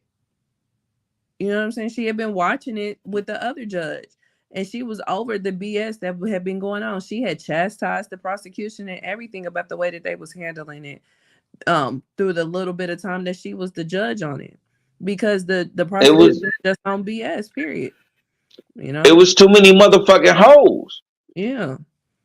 Like, it was too many hoes. Like, y'all done heard this from us in this podcast before. His situation has been flawed from the fucking gate. Like, even if they caught anything, because I think I said this before, even if they caught anything, he was going to at least serve 5. Mm-hmm. Shout out to his motherfucking lawyer that said, boom, you know what? You ain't even going to do this. Because, bam, we caught this, we caught this, we caught this. This is enough for a mistrial. So if they don't want to do a mistrial, because I'm going to tell you exactly how his lawyer did. And then I'll just enlighten you interweb individuals. What his lawyer did was find out if we get this mistrial, will it become one of those things where you can never bring it up again, or you give him that Melly mistrial where if we get some more evidence, we bring it back. And I can guarantee you they was like, yeah, if we get more evidence, we gonna bring it back. And he said, 100%. Fuck that shit. Mm-hmm. Fuck that shit. Let's make a plea deal right now. Yeah. Let's make a plea deal because y'all know y'all can't pin him. Y'all know y'all can't get him on shit, so we gotta go home. So let's make this work. That's exactly what happened. Because like why else would you do a plea deal in that situation? Because it was going to be a mistrial. Make no mistake about it. It was going to be a mistrial. But they was gonna do it. I think that's without prejudice when you can reopen it. Yep. And they was gonna make sure that they could do it that way because the prosecution was gonna be butthurt. But the problem with this is that on the prosecution side, this trial took so long and cost so much money that if they were to try to do it again, people are gonna be pissed because it's gonna cost even more money to retry it. So yeah, they absolutely had to give him some type of plea. But this is the crazy part about that. They couldn't come to an agreement on the plea. And so the prosecution said that, just let the judge handle it. And so it was up to the judge's discretion. And the judge did handle the plea and actually gave a better deal than what the prosecution was trying to give. So yeah. And I really think that the deal is dope. Just for the simple fact of Young Thug, because of this whole situation, he got Atlanta backing. He ain't never got to step foot in Atlanta. He got Atlanta backing. So they're gonna make sure, especially the niggas he fuck with, all that, they're gonna be like, oh nah, you get a spot here. Wow. We gonna get this. We gonna make sure this is taken care of. We gonna do this. We gonna get the show over here. I'm gonna make sure you go back to the bag, my nigga, because we know this shit was some bullshit. Yeah. 100%. We're gonna make sure you get back to the bag. And you 100%. Need to come back home to your kids. Yeah. And like a couple of his kids, they've been without both their parents because his baby mama got killed. Yeah. So he had to get back home to them. And I'm happy he did. And he's home for the holidays. So shout out to him. I'll just take a plea field. Yeah. I take a plea deal. I'm home for the holidays. I see my kids on Christmas. Being a felon don't mean shit nowadays anyway. Just because they passed that law because they've been trying to get black voters. You can still you see how he still got his passport as a felon, Yeah. and he still can smoke weed if it's prescribed to him. He ain't Yeah. lost Oh shit. yeah. That's another thing he got to do. Random drops. But I can smoke weed. Yeah. It's, you know what I'm saying. It's something that it's a medication now. So Mm-hmm. y'all can see this in my system. Yeah. All I gotta do is stay the fuck away from Atlanta unless I'm doing a show. Man, that ain't nothing. Yeah. I mean, it sound And good, but just my niggas look can keep, at and my that niggas part. can keep. Look at that part. Like, you born and raised in Kansas City, and somebody tells you can't step foot back in Kansas City. That's gonna be a little difficult. I mean, it's 100%. doable. It's doable, but it's gonna be difficult. You know. It's gonna be difficult, 100%. But then you just have to listen because all of those loopholes made it easy for him to always travel in and out of Atlanta. And I hate to say it like this, but I'm gonna keep it 100. That lady said a funeral. I could just be like, oh, all I need is the obituary. And say, yeah, that's my guy. I need to go. Boom, you go tell your PO that blah blah blah blah blah. They gonna sign off for that shit. Yeah. Then I got 3 days. Yeah. I ain't even show up to this funeral. But I got 3 days in Atlanta to make sure that, you know what I'm saying, my mama and everybody is cool and all that, whatever. And then I slide back out. I'm gonna at least go to the wake now. Shit. I'm just saying. I'm just saying in general. It's like it can be the crossing guard from 3rd grade. I'm going to the funeral. I'm going. I'm going. You got me fucked up. Like Yeah. I'm going just because you are gonna get homesick. That ain't gonna happen all the time. Mm-mm. You are gonna get homesick. Yeah. So you're gonna push the loopholes that they gave you. Yeah. Going to weddings, motherfuckers be like, "Where you know her from?" Like she was, we went to high school together. We were never friends though, but I seen it on Facebook, and so I just told her to send me an invitation. Like, Right. I'll give a perform. fuck. Right? Like, what the fuck are we talking about? Like the loopholes that they gave him. That's why them niggas gave each other a fist bump. The loopholes that they gave Young Thug was basically him being free, but on a leash at the same time. The way I'll reference that is the dog that you see run around the neighborhood, but that nigga got an electric collar on. So he know at a certain time he need to go back over there. But right now I'm chilling. I'm running around. But this is what they gave Young Thug. Everybody acting like it's so hard. I know niggas that got 25 years probation and walked that shit down. And it was hard as fuck for them. And they didn't have Young Thug money. Yeah. Yeah. I just watched the nigga walk 7 years of probation down on a Fed patch. Mm. So if I know that nigga can do it, Right. that nigga don't got Young Thug money. Mm-hmm. Oh, Young Thug cool as a motherfucker. Yeah. Yeah. Yeah.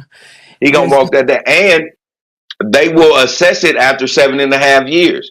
So after he do all this community service and do all that, all he has to do is act like he's an upstanding citizen, and they gonna drop that shit. Because that's one thing the judge said they can assess it after 7.5 years. So yeah, he got 15 on paper. All he got to do is 7 for real. Yeah. Yeah. Yeah. I mean, it is doable, but I can also see it being difficult, and I can also see how folks get frustrated and be like, "Man, fuck it, I ain't telling them shit." You know, I watch a lot of Love after lockup, And you'd be like, dang, all you got to do is just call the probation officer and just let them know. Like, why would you want to risk going back to jail? But in the same breath, I can also understand. I'm a grown ass woman. I'm a grown ass man. I ain't about to tell nobody shit. I get that too. So I get that 100%. Yeah, I just wish him the But best. what I will say is this, because I get what you're saying. But I will say, those love after lockup individuals, you know what they don't got? They passport. If you got your passport, yeah, I'll check in on Monday because I'm about to be gone on Wednesday. Yeah. What are we talking about? Right. You about to approve this shit, and I'm about to be out of here. And I'm about to be out of here. And no ifs, ands, or buts about it. What are we talking about? Mm-hmm. Man, come on. Let me get here. Boom. I did this. I got that. Yep. You already know I smoke weed. I got a card for it. Bop, bop, bop, bop, bop. Everything cool. Boom. Step me off. Boom. I'm in Dubai. Right. This is what you're seeing. This is what you're gonna see Young Thug doing. Mm-hmm. Young Thug ain't about to be on no perk 30s. He ain't about to be on no lean. That nigga about to be drinking good and smoking weed and living his fucking life and taking care of his kids. Yeah. But shout out to him. I can't wait. I can't wait for the music. So can't wait for the tour. I'm really waiting for the music that Doug is gonna come out with. Yeah. I really am. I saw this video of they was like, this is the type of music that Thug gotta make now. And it was this guy like, hey kids, stay in school. Don't be no fool. Like I'm like, oh my God. That's gonna be hilarious. That ain't never gonna be Thug. Gonna be Thug. It's not, but it's gonna be interesting to see the type of music he's gonna make after this. It will definitely be interesting to say the least. But I would just hope, and I'm about to get off of this. I would hope the Young Thug goes back to why we love Thug, because Thug was different. Before we knew about the dresses and all that old extra and the fishnets and him like really like ruining a generation because he was a real thug, but he was making niggas not be thugs. All that aside, his music was always iconic when he first started. When he hit you with the "I feel like vapors," yeah, I feel like vapors. That he's solidified himself as somebody that was going to be vastly different. Yeah. Just be vastly different. Yeah, because I'm a Stoner was different. I'm a Stoner definitely was different. Yeah. And he was hitting consistently back then. So yeah. Yep.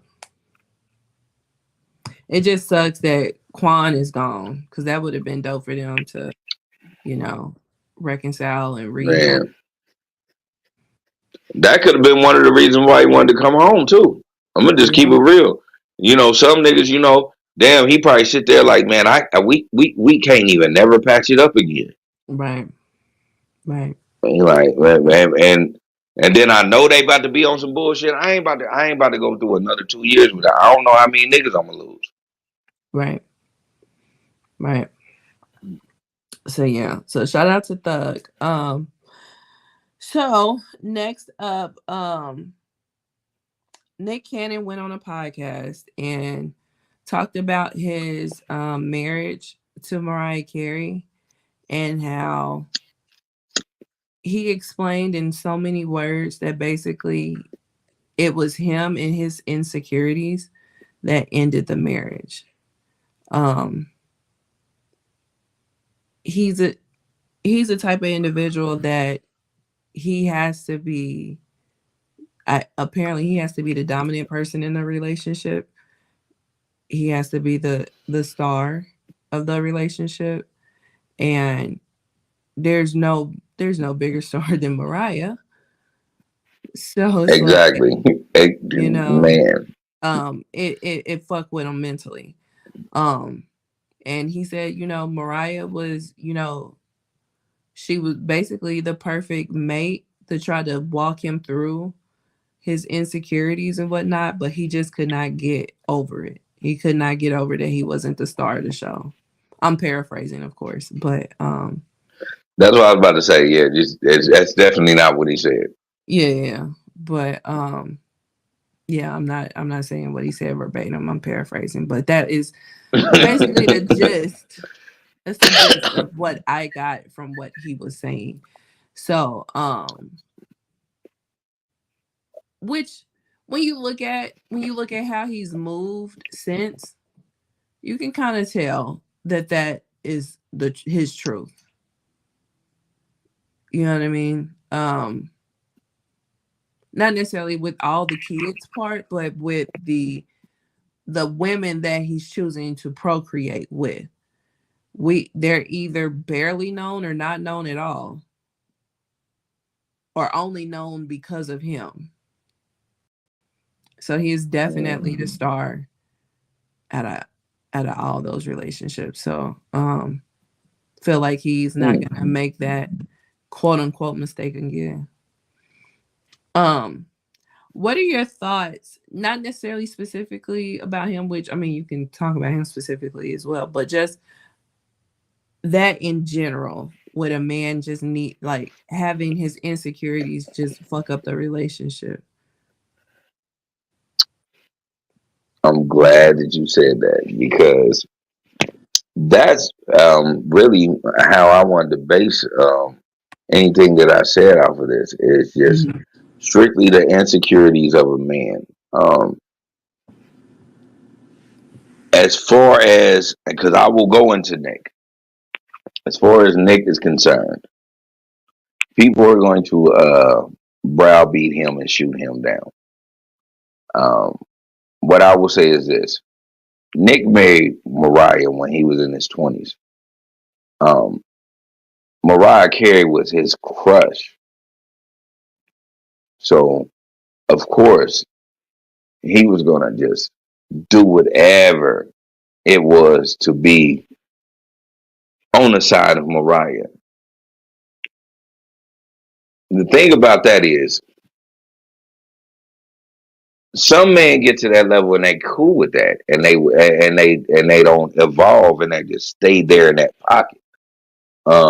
Hence Stedman, with Oprah, things of that nature.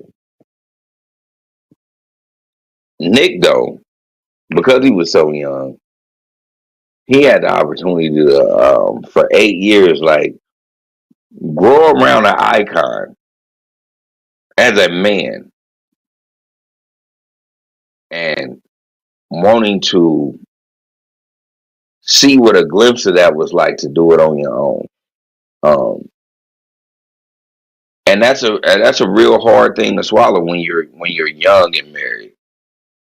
I really want to be that kind, because again, I'm not defending Nick, but I am defending what it is to be a man, to like want to be the lead, and can never be the lead, because you're always going to be Mariah Carey's husband. Like, this is what he was going through. And I think when he was diagnosed with lupus, when he was on that verge of, actually, they like, hey, yeah, you could die. I think that took his format somewhere else, where he was just like, I don't know, I can't die as Mariah Carey husband. I want to die as Nick Cannon. And so that's what put his trajectory where it's at. Because it was like, yeah, at this point, getting that diagnosis and knowing that my time is short, I don't want to die as Mariah Carey's husband. I want to have a legacy as Nick Cannon. And so that's what made Nick Cannon do what he do. Was it wrong? 100%. And the only reason why I say he was 100% wrong with doing that is because he was so young, he felt like he had to get away from the woman that he had children with in order to be the man that he wanted to be. Instead of having a conversation with her of saying, this is what I'm going to do to pursue me. Rich or poor, our relationships need to have that conversation of what each other wants to do. Yeah. You know, what do you want to do? How do you see yourself? And what can we afford to accomplish? We need to do that. He didn't have that conversation because, again, this nigga married his crush. I'm biased. I'm biased on that because I almost married my crush. This is So true. I know what it is. Yeah. I know what it is. I also know what it is to realize that even though you are the man that you are, if they think they're above you, you're not leading. You can't lead. So I know how that feels, and I know how. And I'm not. I don't have a Mariah Carey on my belt, so I can never say how that feels. But I do know how it feels to have someone that I know that I should I can financially and mentally supposed to lead and don't want to be led. Okay. So I get where that came from with him and how he had to step away from it. Because at the end of the day, like you said, Mariah Carey is Mariah Carey. Mariah Carey is never gonna let a man lead. Let's just keep that a being on that. The reason why I say that is because she came from being divorced from Tommy Mottola. She has already been through the top of the top leading her, and she said, "I don't even agree with that." Right. She don't agree with that. She definitely ain't gonna agree with. I don't care if they on her level or under her level or above her. She's never gonna agree with you leading. Yeah. Yeah. Because, I mean, like, even when you look at who she dealt with after Nick, that billionaire from Australia, like, he was under the impression that she was going to dial it back. Excuse me. And she wouldn't. So that plays to your point that she can't be led. Yeah, she's never gonna let a man lead her. She's did that before. She did that to get where she needed to be, and then I don't need another man to lead me. Motherfuckers, and I talk about her being stiff and all that, but what I don't say is she's not a genius. Because she's a fucking genius. She has two talents. She knows how to sing her ass off, and she knows how to manipulate a man. Why do you think it's manipulation? Well, all women manipulate men. You manipulate men, and it's not on what you think manipulation is. It's the for me is the way y'all get us to want you. Y'all know I how to just be manipulate chilling. us to I don't get be us to doing shit. want. Even when you just be chilling, it is someone that is vastly attracted to that. And as long as you keep him around, he is going to forever be vastly attracted to that. Women have a super power where they know if I want to catch him, I'm just going to figure out what he likes and I'm going to just do it around him. Y'all But subconsciously do it. Even if y'all don't think y'all doing it, especially if y'all find if y'all but if find a man that y'all actually think is attractive or y'all like. but I feel like manipulation is a conscious effort. So if you're doing it subconsciously, then it's not manipulation. It's okay. So I'll just break it down on a animalistic situation. It's hormone manipulation. Y'all know how to um, get someone to actually like you, even if again subconsciously, if you don't even think you're doing it because it's just that's just how our bodies work. Because men know how to do it. Men know how to manipulate women, even if they don't say nothing. It's just they can just blend into the environment. If that makes sense. Mm-hmm. And so pulling it back to Mariah. Yeah. Mariah knew how to, know what I'm saying? Pulling it back to Mariah. This is Mariah knew how to boom. Get Nick.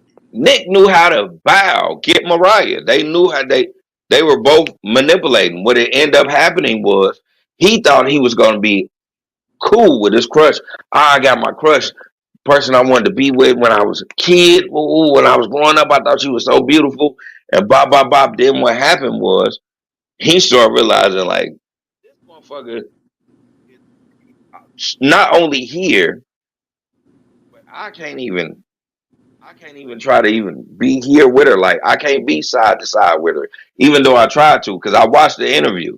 Him wearing the suits and trying to step up and trying to be around her. You can tell he looked like a timid boy compared to her. Yes. Yes. I always thought that he looked like her child. Yeah, he Yeah. never looked like the man. And he was Mhm. trying to so much. And the reason why he didn't look like the man, it ain't no fault to Nick. It's Mariah so big. Yeah. Right. Right. Nick is not one of those people that can be behind anybody. Mm-hmm. It's just one of them. Because I watched a lot of people, because when I deep dive in this, it's a lot of people like, oh no, he jealous and he a simp and he always been, he always been corny. And I'm like, none of that shit has anything to do with a man leading. It Yeah. can be a corny nigga to lead. It can be a simp nigga to lead. Everything that y'all said, that don't mean a man. Know what I'm saying? That man ain't leading the relationship. Mm-hmm. He was never going to be able to lead that relationship, Yeah. and that's just not the type of man he is. It's a bunch of men that will gladly do that. Nick just wasn't one of them. Yeah. You can't call him corny or say that he's or what he said was flawed. He actually gave you a realization of what us men feel with certain insecurities. And one big insecurity is I don't give a fuck how much money you making. As a man, I'm still supposed to be the lead in this relationship. And you're not allowing me to do that. I am always going to be Mariah Carey's son. Or excuse me, Mariah Carey's husband. But I look like Mariah Carey's son. Right. Right. Man, shit. I feel him, and you know what I'm saying. Now his views and all the things he did after that. Yeah, I'm not even gonna deep dive into that. But I can deep dive into the situation with him and Mariah. He could think Mariah's the love of his life. He just don't want to be second fiddle to the love of his life, which is understandable as a man. Right. Right. It's definitely understandable, and I get it. You know, it was just no winning. It just really was no winning. Yes, nothing you could do. Yeah. She's gonna die, and I'm still gonna be known as Mariah Carey's widow. Mm-hmm. I'm not. Me as a person, I wouldn't want to live that life. Yeah. Niggas 10 times beyond the talented that I am. Mm-hmm. Shit. Yeah. I get it. I get it. Definitely get it. But yeah. So that's them. So yeah. Lastly is this election. So yeah, the election is November 5th for the presidential election, along with various things that are up to be voted on as well in your respective states. And do that. Yeah, Do 100%. your research and do that. Yes, definitely be informed. Definitely make your informed decision and what have you on election day. A lot of states do early voting, and absentee voting in person and through the mail. And the lines have been insane. So definitely check with, like, if you have to work, definitely check with your job to see how much time they give you, because back in the day it used to be like 2 hours that they would give you, and now they have upped it up to 4 hours. So definitely check with Yeah, because those voting lines was long, yes, long. yes. There's an absentee place that I drive past when I go to work every day. And ever since the first day that they opened it up for early voting, the lines have been insane. And they are getting worse and worse by the day.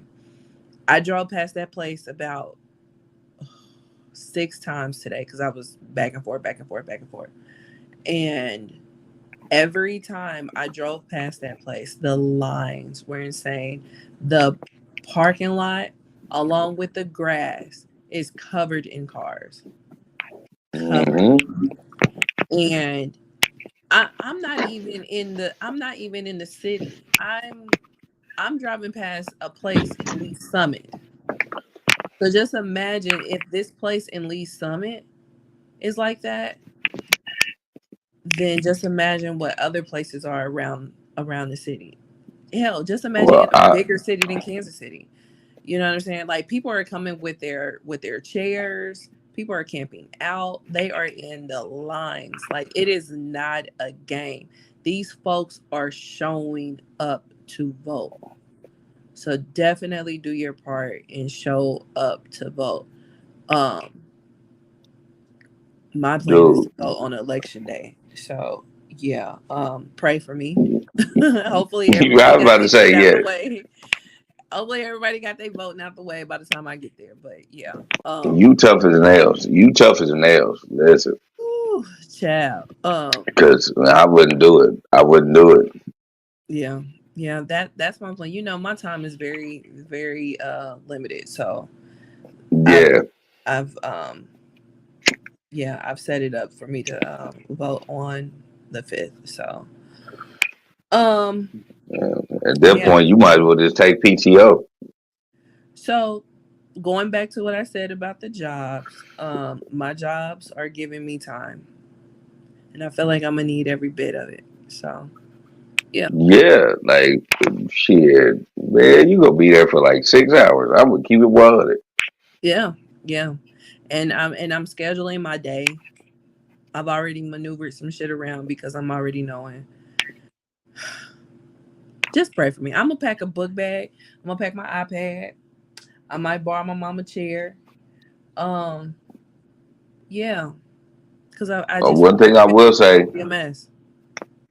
I'm gonna say this. One thing that you should do, because you know you're gonna be there for hours. Pick a voting spot that's in walking distance to a food spot, because um, just to be totally transparent, one of the offices that I have to frequent every day, what I've seen this past week, because one of the places that I go to has a voting area right across the street, and it's always packed. If I get there at 7, it's a big ass line, and all it's just a bunch of cars, and it never fails. Especially this week, it has always been a wreck. Mm, These niggas be trying to get out of there so much, they fucking wreck. It has been a wreck yeah, every motherfucking day. yeah. Mm. There be small wrecks, big wrecks, small wreck, small wreck, small wreck, wow, real big wreck, small wreck, small wreck. Even when I was leaving out today, it was a small wreck right where I was supposed to turn at, and then a huge ass fucking wreck. So I had to continue to go down another whole block to even turn over so I can get to where I'm supposed to be. Mm. Wow. Wow. So I'm thinking about it now because you know, on election day you have to go to where they assign you. You can't just pick one. So the place that I'm assigned to is in walking distance from my mom's house. So now that I'm thinking about it, more than likely I'm gonna park at my mom's house and walk. Yeah, that's what I was about to say. Yeah, do that because you gotta everything gotta be in walking distance because you're gonna be in there, so you're gonna be in those lines so long. Then you gonna step out that line because they'll bing you. They'll do that. I've seen niggas like just walking around and just doing whatever, and they were just waiting for the, know what I'm saying, for them to it to be their time to get in there. Yeah. Yeah, it's Like, it's it's crazy right now, but I do encourage everyone to go vote. There's been some fuck shit with the voting, of course. Somebody which they did apprehend tried to set ballot boxes on fire. Thank goodness they thought ahead of time and they put precautions in the boxes that if something were to happen as far as arson is concerned, it will be quickly extinguished. So only yeah, 3 ballots were affected, and these ballot boxes were in heavy Democrat areas. But yeah, so they're supposed to be trying to get a hold of those people to try to have them redo their vote. But yeah, the suppression is real. Suppression is definitely real. The the bullshit is real too. What else is going man. on? Before we even get off that, I'm gonna say Mhm. this. As far as the burning of those ballots, we keep tripping off the Republican and the Democrat Party. They're saying this in the news that Trump has dropped down 9% and Kamala has jumped up 9%. Kamala. I don't believe that well, Kamala. And again, I do apologize because I'm just caught up on what I've heard people say her Mhm. name is. But Vice President Harris, they're saying her stuff jumped up 9%. I don't believe that at all. What I do believe is both of them has dropped, and then the other ballots are being affected. And so I think that's my conspiracy theory on why they're burning ballots, like because Yeah. it just don't make no sense for just like I don't believe the whole assassination attempt. I don't believe that they're burning ballots for Democrats or Republicans. I think they actually are like, this state is really going liberal. We got to make sure that that don't happen. It's like because people are really. This is one of the. In my whole life, I've never seen a juggle match like this, and that's because you are dealing with a situation where you have a narcissist that could be president, or you can have a woman which no leader likes for some strange ass reason. But a woman who code switches. So And and code switching has been a thing for the longest. That it's not a so big deal. it's It's just not. what she does. It's not. It's But just what people, she it's does. just funny that people are really trying to make it a big deal. And it's like we literally code switch every time that we have to be in a professional setting. We code switch on interviews all the time. And a lot of us code switch when we talk to white folks, no matter who the white person is. So it's like we code switch. It just was something that wasn't spoke about outside of the house, but Exactly. it's something that unfortunately we feel like we have to do. Yeah, we just code switch. So we dealing with a Yeah. woman that code switch. The only thing, listen, I can have my flaws about Trump. One of the things my flaws about Trump is stop saying that Trump is a martyr because no, he's not. He's a capitalist at best. Next thing about Kamala is Kamala. um excuse me again, Kamala.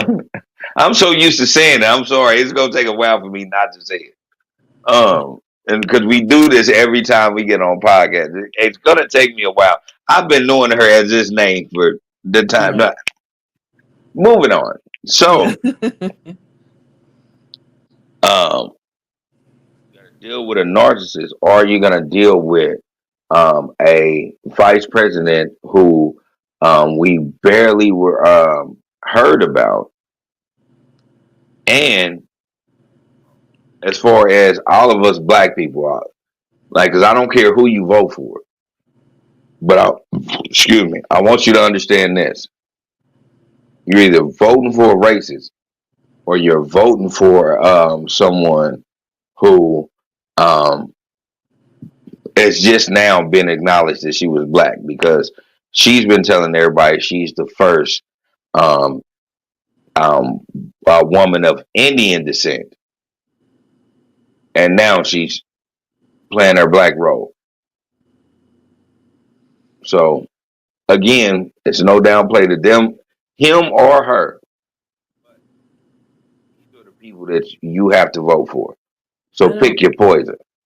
I don't agree with that whole now she's black sentiment. Like she's been black. Oh But no, listen, I'm not I don't mean to cut you off, but I want to say this. Of course, yes, yeah, the whole time she's been black. But what she came in there and represented it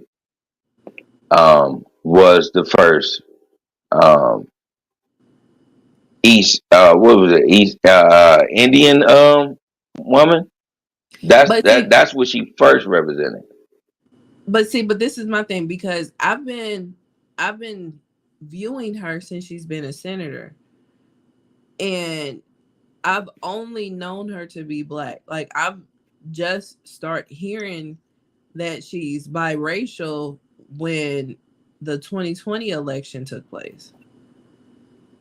So this whole now all of a sudden she's black is like she's always been black.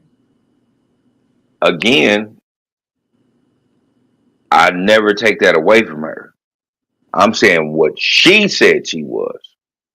But she's that as well. So She is I mean she is the first um she is the first what is it? East Indian? Is that what she is? yeah. Whatever it is. I don't want to put nothing on her that she ain't. But So she is that. She is that that's a true statement, but what's also a true statement is that she's a black woman. Like I e- exactly. So she should have but what's represented even both. See, this is right. the thing. Though you But can't I feel like you she have to. did. She But didn't. what's even more true? I don't care. Like it That part. it doesn't That part. matter. Yeah, it doesn't matter to me. I don't care what color she is. Like I'm voting for her. That part. I do what I'm saying, because again, like I keep telling people, I'm never telling you what to do. I got on this rant um a couple of podcasts ago when I was telling people how I felt, and then I had to take a step back and say, hey man, I can't spew what I feel on everybody else. So whatever you want to do, I'm gonna give you good points um, on on any individual that I think needs good points. But I'm always um, put the the bad situations, the situations that make you like second guess this individual. Just Mhm. because I want people to be aware of what to choose. Yeah, yeah. Yeah, and I get that. You And I know, get um but yeah, but who I would never choose is Trump. I'm just not it's not for me to choose. It's not and my I thing. 100% agree. Listen, I agree with 100% of you, and I agree with 100% of the person that says they're going to vote for Trump. I am one of those. I am a biased individual. Hmm. I want you to vote for everything else that is on the ballot. Yeah. I want you to see what is good, see is what is going to help you, and vote for everything else on the ballot. I've Hmm. said this before, and I'll say this again. The only way we're going to shake up who is supposed to be the face of America is we stop voting for bullshit. Yeah. Yeah. And it's definitely a lot of bullshit going on. More of the bullshit that's going on is this Trump rally that took place in New York City last week. One shocking bit of bullshit was Dr. Phil. Dr. Phil came out, he spoke. Obviously he endorsed Trump, and yeah, a lot of people are like, okay, and I'm done with him. It's just it was weird to hear him talk, and he's supposed to be a doctor, which I mean he hasn't had a license in God knows how long, but it was weird. Another person is this Tony Hinchcliff character. He's a comedian. Shout out to Hinchcliff. He's a comedian, and I use that term loosely. No, he's a comedian. Let's not do that. He's a comedian. But that's not the first time I've heard him, and none of the times that I've heard him has he been funny. He gets off on saying shit that you ain't supposed to say, so he gonna be the one in the room to say it. Mm-hmm. That's the type of comedy shtick he has, and it's not funny. I mean, if you're gonna do something controversial to get away with the shit, you gotta make it funny. He doesn't make that. I agree. That I agree with. He doesn't make it funny. So, yeah, that's the reason why I use the term loosely. I mean, you may use it very strongly, but I use the term loosely of him being a comedian. I do know he's that I really do know he's a comedian. Sometimes he says funny things, but at the same time that I say that, I say this: Hinchcliff is one of those individuals that could not be around me because I know he's only making jokes to you said what? He's making jokes at your expense. Yeah, he's only making jokes at my expense. He's only making jokes to like hurt a situation or like tease, or even what Dr. Phil was talking about, bully. Mm-hmm. He's only making jokes to bully. I'm not a fan of that.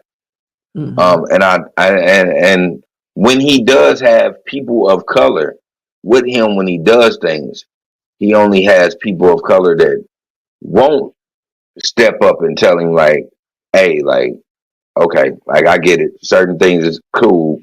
We all have stereotypes, but at one point, you got to know when to cut that shit off. Right. You got to hold him. Yeah, because I've seen situations where I'm like, I would never he couldn't get that shit off of me. First time I ever heard it, I would have been like, nah, like that's not what we doing. Mm-hmm. Just because, yeah. Not on that you can't be a comedian. You just can't be a comedian on the expense of downplaying me. Not only from my character, but because of my race. Like, no, I'm not doing that at all. Right. Right. Because I could be a bitch ass nigga, but what I'm not about to be is a black bitch ass nigga. Like, if that makes sense, to, you know what I'm saying? Yeah. To individuals, like, yeah, you're not about to like compound what I am, and that's what he does. Like, he has this way, and he has individuals that look like me, and I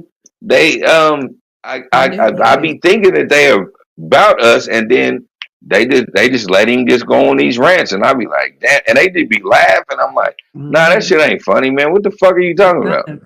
It's not like he was at the Tom Brady roast and he was saying shit there. The shit wasn't funny, but they was acting like he was just the best since sliced bread. Then he gets on stage at this Trump rally and motherfuckers want to act like they didn't know that he's that type of comedian, that he tells those type of jokes. But in all actuality, that's his shtick. You wouldn't know him had it not been for his controversial jokes. Furthermore, he had the jokes in a teleprompter, so somebody had to read them prior to them being recited at the rally. And on top of that, you know how comedians go to like small venues and test out their material? He did that. Mm-hmm. He did that. So the fact that they're trying to distance themselves from him and condemn his words is a pile of bullshit. They're only doing that because of the backlash. And it's just so funny how all these Latinos are now coming out and endorsing Harris because of Hinchcliff. So now at the final seconds of the fourth quarter is when you want to try to come out and endorse his opponent because of Hinchcliff. But he was okay all the way up until, or you was okay being quiet all the way up until, but now all of a sudden because he said something directly about you, but damn the rest of us. And that's the reason why I'm not here for that when people try to group black people and brown people together. We are not the same. I hate when people say black and brown people. No, it's not it. We're not person of color. They are persons of color. We're black people because we are not the same. They don't look at us the same. We are not brothers. None of that shit. And I just went on a rant, but there you go. You did go on a rant. Yeah. I always had to stop you like, hold on. Hold on. Like, listen, I am your cousin. Don't do that. It's not all of us. I'm not saying it's every single one. And I do understand the concept of Afro Latina. I get all that. But let's just keep it one. The white Latinos think they white. Yeah, they on some bullshit. Person. Yeah, they think they white until a white person tell them like, hey, we're not the same. We are not the same. So yeah. But then they took their noses up at us. And then you also got to side eye some of them Afro Latinos too, because up until recently it wasn't cool to be an Afro Latino. They didn't acknowledge the Afro part, especially them Dominicans. So, I've been called a Dominican my whole life, and that's the weird part. You're not. Yeah. You're not. Before like niggas was like, oh yeah, that nigga daddy is Indian and his mama like his people like Cuban, and like before any of that, like nigga, I was just a nigga with good hair. I was still a nigga.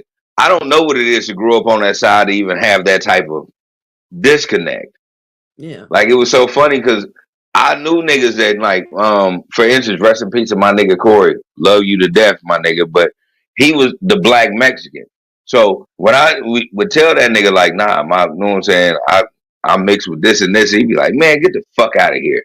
Like he was like, that shit don't make sense. You still a nigga. And I was like, damn, that's crazy.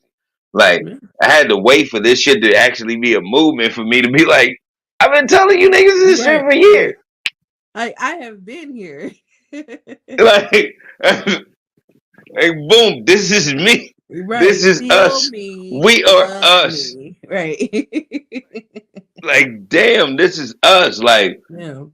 It's just weird how that shit works. So, it's like on one end, I totally agree with you. Like, man, fuck all that trying to mingle that shit together. But then at the same time, I'm like, nah, you got to mingle that shit together for real.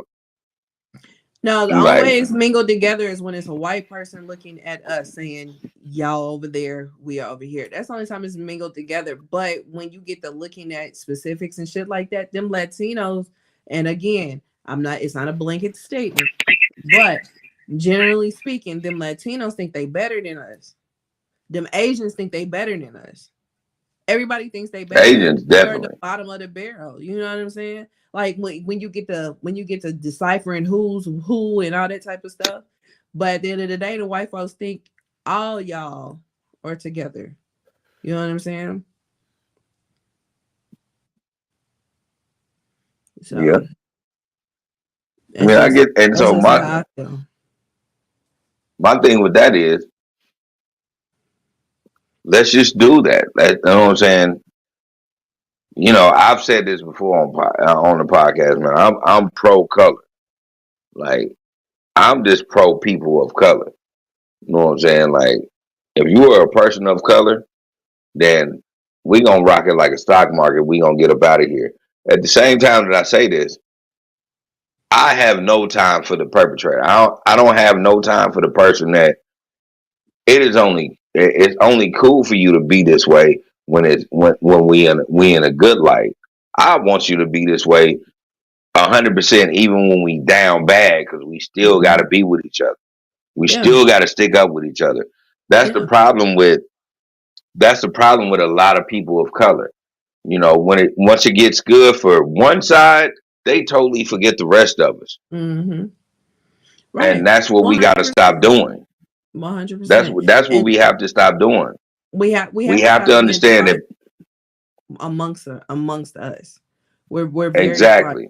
You know what I'm saying? Because we're even divisive, like between the Africans and the African Americans. There's an issue Exactly. between us. You know what I'm saying? And I've heard about the issue, but then to experience it firsthand, it's like, wow. So I try to handle people on a case by case basis. You know what I'm saying? Like I don't handle people generally because you can run, like I had a job years ago where this African hated my guts. And I never done anything to her, right hand to God. I never did anything to her. And everybody was trying to figure out because people were seeing what she was doing.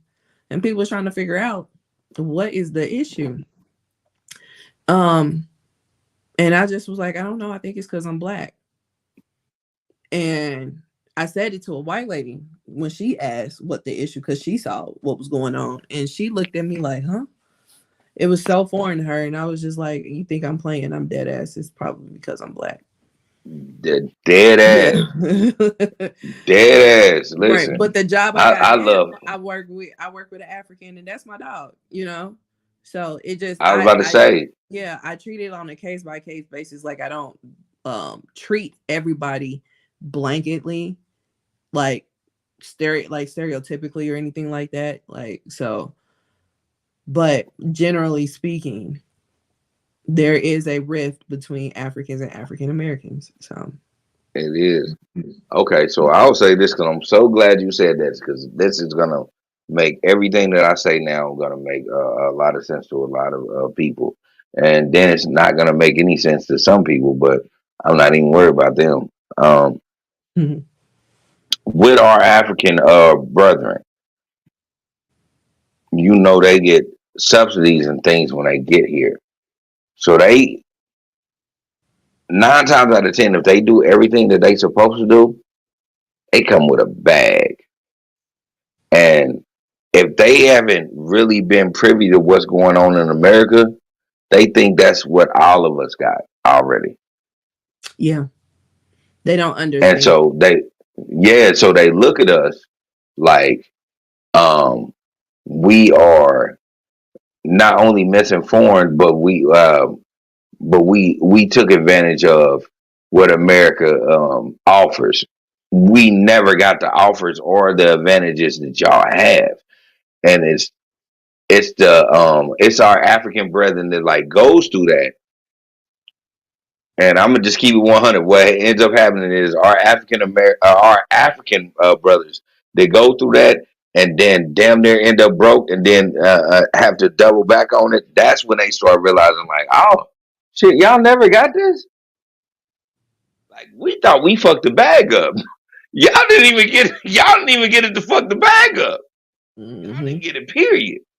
Right. Like I have homeboys that I love to death. that are from Ghana and Nigeria, and and we be having conversations, and they say like, we thought everybody, we thought y'all got that. Like my dude from Nigeria, when he got here, he got here on a school visa. That school visa not only allowed him to have $1,500 in food stamps, but it also gave him a $9,000 voucher for clothes and housing. Mm-hmm. And I'm like, I said, do the math, bro. You came down here 10 strong. Most of us ain't got 10 strong. Right. Like, for real? And I was like, nah. Like, Yeah. fuck nah. Like, what We are you gotta talking about? we gotta come out the pocket for that shit. Meanwhile, we're still getting held back systematically, and people don't want to Yeah. acknowledge it. Like, so y'all don't get. And I was like, bro, they'll never give us reparations. He was like, no, not reparations. You know, EBT. And like, I said, man, white people get more that shit more than we do. He literally Googled that shit. Yeah. Yeah, because it's unbelievable. Damn. Because they have Yeah, he was like, I didn't think of that. They have this ideology that Black Americans are spoiled. Black Americans have everything handed to them. They had to leave their home country to come over here because this is the land of opportunity, this, that, and the third. They don't and because of that, and because of the whitewashing of our history, they don't understand the depths of what's going on with us over here. And I mean, it's a global fuck, basically. I'm talking about, nigga, my dude, he was like, shit. And this was like 2 years ago. And now they like, and the nigga that I'm talking about, he's going through a divorce, and he like, and she has to do this, and I have to go to here, and I got to go here. And then because he is African, he's got to make sure, like, he's got to go through certain controls to make sure he won't take his kids back. Like, he's going out. I said, I told you, nigga. Like, yeah, now you know what it is to be a nigga. Yeah. Yeah. We gotta do that here. Yeah. Shit. Yeah. You on another burden, nigga. You on a burden that I could never even worry about. They scared that you gonna take your kids back there because they getting paid off your kids. The government's getting paid off your kids, so they gonna fight for your kids to be here. You're like, that's some bullshit. I said, nah, that's just what it is, bro. Welcome to what we do. You're right. Welcome to the stripper game, partner. Man, he didn't understand. Yeah. Yeah. So one last thing with Trump. So leave on a light note. So there's a rumor which they say that there's evidence to some truth to it, but far as we know, it is a rumor that journalist Tamron Hall and Trump had an affair, which produced a baby. Or no, I take that back, which produced a pregnancy that was terminated.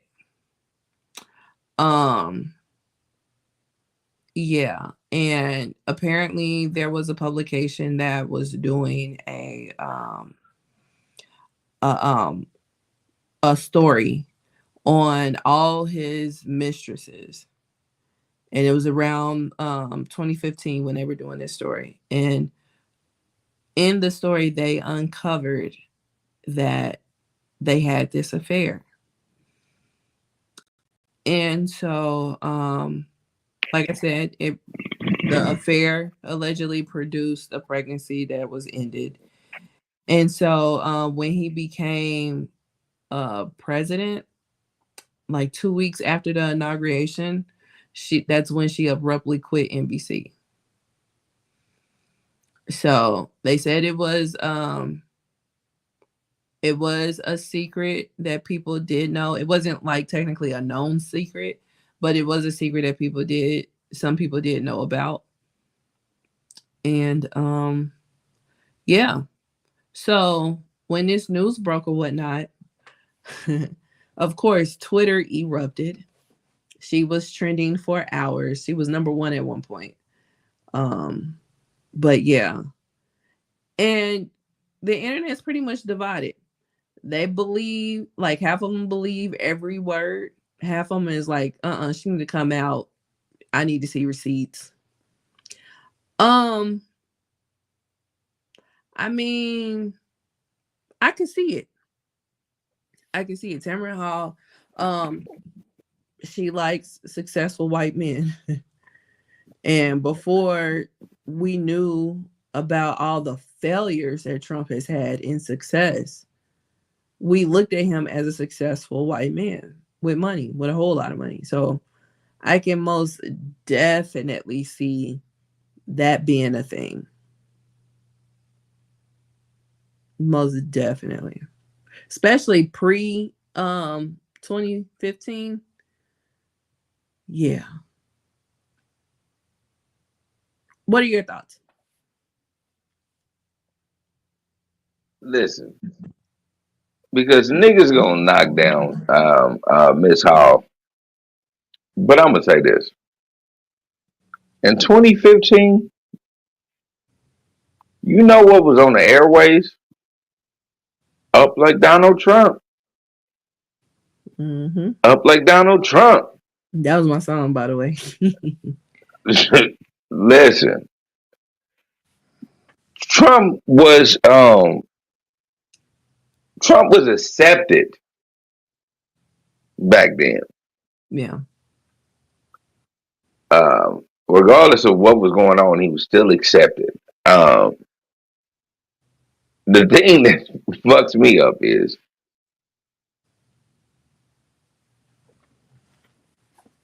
Miss Hall. What part of Donald Trump in 2015, 16 was attractive to you, other than he was just a rich white man? Because it's like sometimes that's all you need is to be a rich white man. That's what's because attractive. I'm just like, God damn, I'm like, Trump got more pussy than most of the niggas I ever known in life, including myself. Like, hey, take the billions out of that because he was getting pussy when he was broke. He ain't never And been broke. I know his. I was about to say again. I know his broke ain't our broke, with bankruptcy and all that old extra shit. Like this guy right here. Like, as much as I don't like Trump, you just gotta respect that. You gotta respect him making T Hall take a plan B. And I mean, not even a plan B. She had to go to the clinic. Like, damn, you gotta respect that shit. Like, God, this nigga Trump is like, yeah, it's maybe the biggest thing I've ever done in the world. And then he just going plowing the shit out of whoever he wants to. Like, But that is. I mean, you ain't gotta look too much like nothing when you a man with money and access. You know, That is true. you ain't gotta look too much like nothing. So, like, damn, Miss Howard, what? That's all you seen was the money. Because, like, I can imagine this nigga, like, swooping over the back of the. Because, like, he don't got no hair right here, y'all. Like, the shit that you see is from the back of his shit. Swoop the fuck up. Like, but this is the dude that's going to stand over you, like, huh, like, whoa. God damn, you a savage. You are a savage, lady. Damn, you deal with that. You literally dealt with that. You let that shit for however long it happened. You let it happen. That's hey, you are a fucking soldier. God damn. But pre 2015, no matter how Trump looked, he was a flex. Was a flex. He was a flex. So again, I can see it. I can see it. I 100%. I can 100% see it. Even if that wasn't her speed, because I think it's her speed. Even if it wasn't her speed, it's still a flex. So I can still see it. Yeah. You know what I'm saying? I'm not. I can't say I'm mad at it. No, because I can't hate the player nor the game. It is second guessing the woman.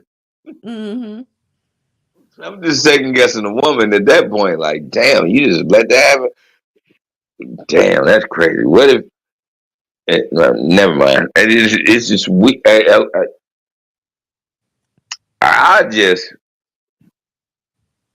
think the thing that we should be recognizing the most about this in that time when this happened, we should be reflecting on this bitch had a whole ass abortion. Like if it's true, she did. She had a whole ass abortion. Like that furthermore lets you know that she was just fucking for the money. Because she definitely didn't want to have another Trump out here. Because it would have been because it would have been like you said, it would have been a flex. Like she would have been crucified now, moving forward. But if she would have had a baby, if Trump would have had a black baby in 2015, I think he would have been untouchable right now. If he would have had a black baby in 2015, he wouldn't have been able to run on the platform that he ran on, which will mean that he probably wouldn't have been president. Yeah, exactly. But if that would have happened, if he would have been able to still run on that platform, and then fast forward to right now, he would be unstoppable. He would have been. He would be president. Like they would have definitely made him president because they would have swore he was for the coalition of color. I don't know what else to say, but he can't of course racist. he's not. He has a black kid. Exactly. Yeah. So. But yeah, so that's Trump. And all this comes out days before the general election. That's the funniest part about this. It's like, and then like as far as Tamron is concerned, of course she's been radio silent. But does she say something? Does she not? Does she let the shit blow over? Hey, listen, they brought up abortion. So the first thing if that never happened, she need to speak that. If she doesn't speak that, it says that it happened.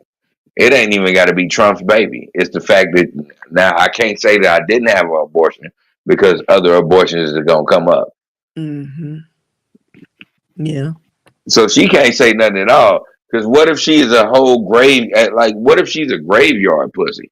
What if she has so many rich billionaire white man graves dug inside of her fucking womb?